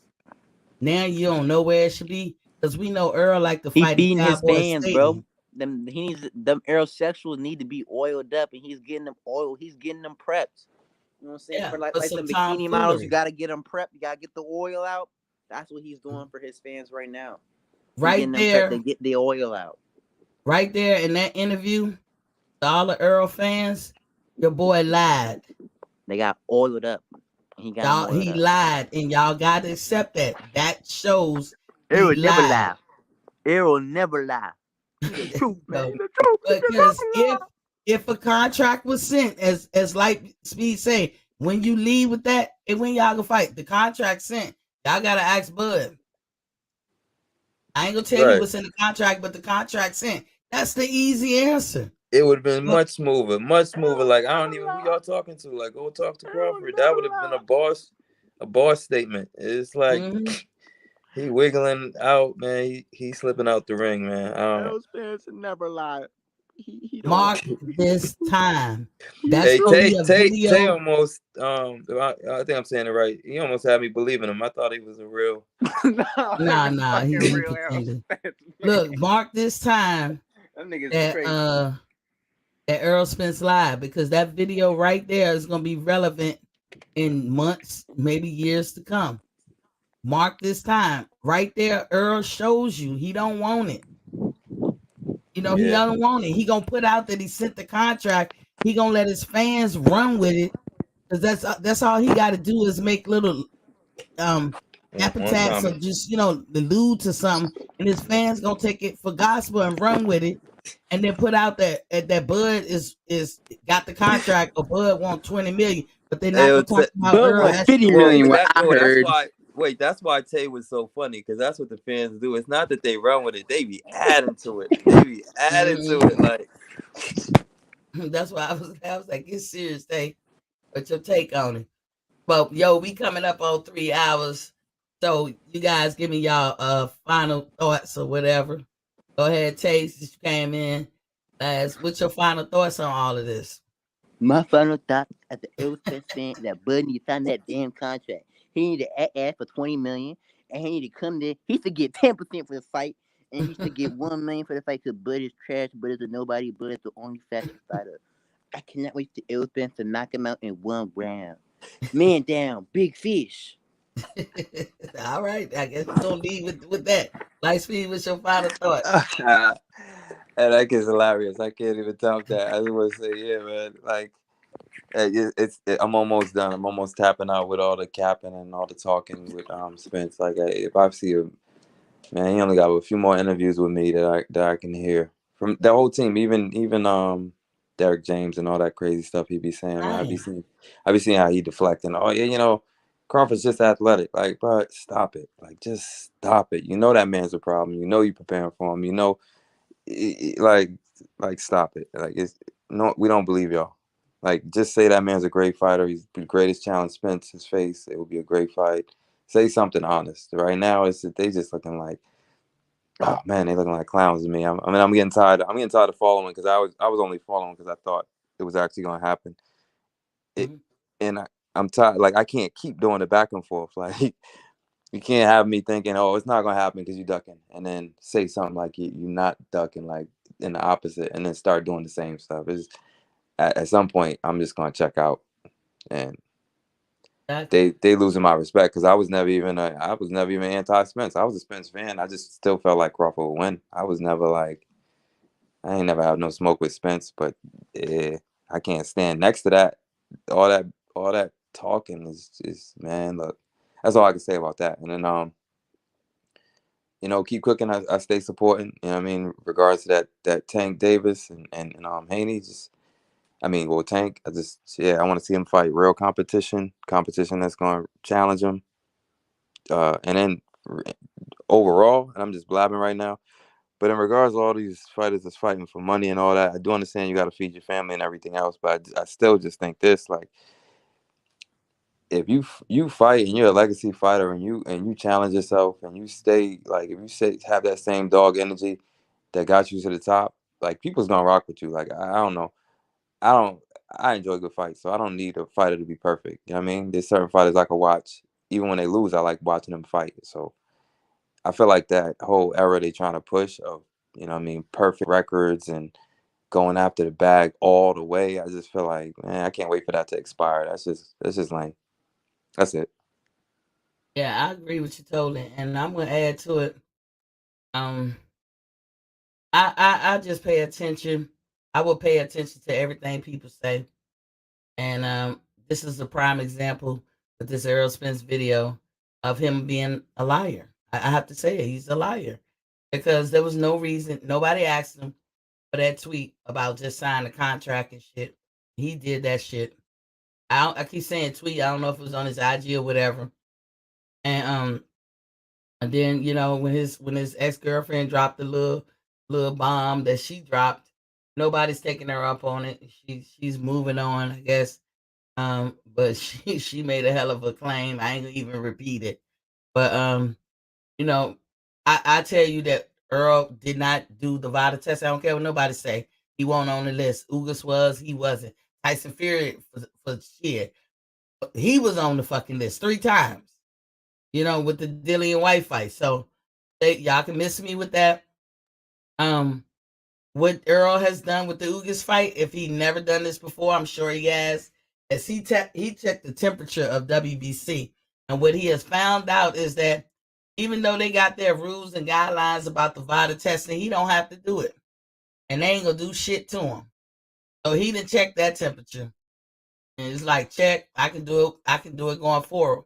And I'm telling y'all this. I'm gonna say it now. I always say what's done in the dark will come to the light.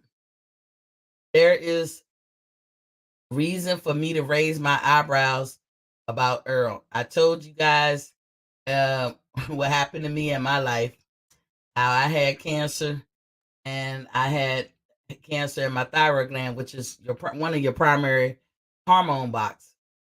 And there's things, how you can look at a Down syndrome person and tell that they Down syndrome because they have a look. You can look at a preemie baby, and it doesn't matter what race you in, but you can look at certain people and tell what kind of afflictions they have, or because they have a look. I can tell when people have hormone problems. And I'm going to just leave it right there, because you mark the time. What's done in the dark will come to light. I can tell. You can't hide it from me, because I lived it. A doctor can be an expert in being a doctor, but he cannot be an expert in living with something that he has never lived with, he or she. And one thing I can say is that I do have a hormone problem. I have hypothyroidism. And I know when people have problems in this, in a hormone type of specific way, because there are telltale signs. And I'm going to tell you, mark my words. Now, this could be a positive flow to what I'm saying. It could be something real simply explained, or it could be something else. But I ain't going to say nothing, because I don't like to put out shit that I don't have no confirmation on or anything. But mark my words, what's done in the dark will come to light. And what I do see is that Earl Spence did not take the VADA testing, even though he has the belt. Because the guidelines is, even if you're going for the belt, if you're going for any belt in the WBC, whether it's interim or the actual belt, you have to be a part of their clean boxing program. If you're with Snack says, I'll pay for your VADA testing. So essentially, whether you do it through the WBC or if you're doing it, if you go to VADA yourself, like Nonito Donaire, he's on the hook all year round. Okay. Another fun fact: when you with the clean boxing program with the WBC, they have a start date and an end date, and every time that end date comes around, you're off the hook. When you coming up on your next fight, you have to enter into it again. So it's never ending. Just because you entered into it last year, don't make you on the hook all year. Because there's a start and an end date. And like I said, I can't say this enough. Ugas was on that list. Earl wasn't. Y'all have to ask the important question, why? And Earl, if WBC is clowning around and don't put your name on the list when you were supposed to be on there as having complied and tested negative, you need to go full force at the WBC. And I mean, have your foot on their neck. You need to go at them like nobody business, because they're messing up your brand. They making people like me speculate, and I shouldn't have to speculate. It should be a no-brainer. You actually have the belt. There's no reason why you shouldn't have been on the list.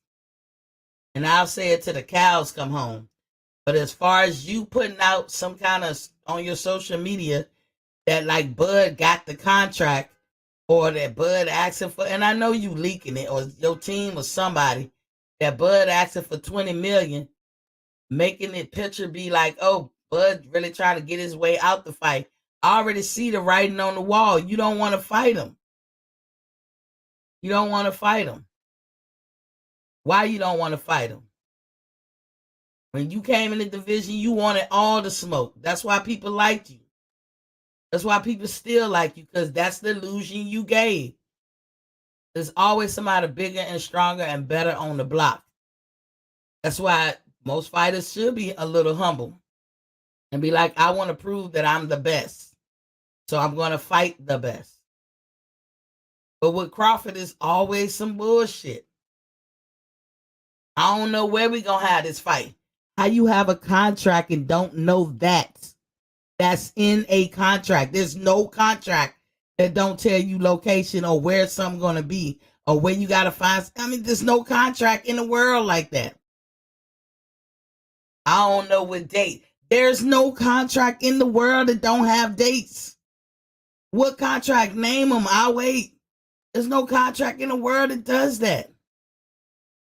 All contracts have dates. Yeah, we've been talking about it. Well, then say that. Say at present, we're in negotiations. We are talking, and that's about as much as I can tell you. Instead of talking like you sent the contract and then have Mike Tyson at the end from a clip that ain't got nothing to do with you, you taking it out of context of him saying, sign the contract.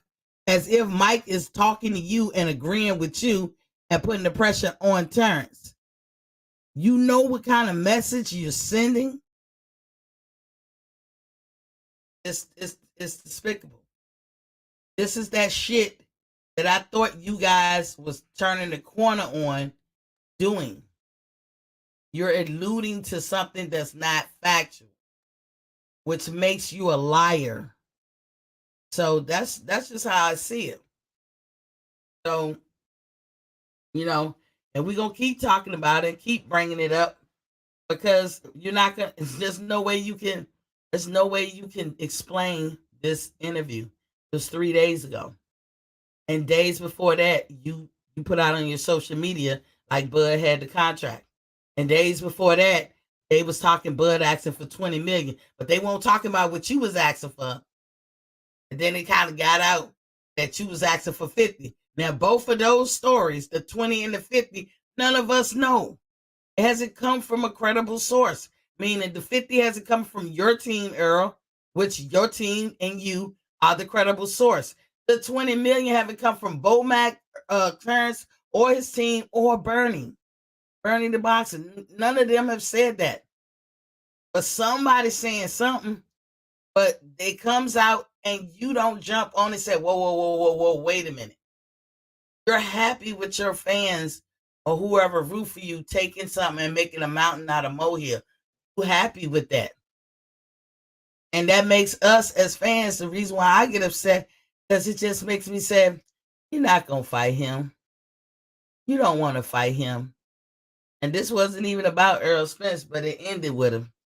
Because I got that, and I'm going to keep that video up just in case somebody asks me. Here we are 3 days ago. You don't know the date, but Bud got the contract. You don't know where, but Bud got the contract. In what contract? In boxing, is there no date or location?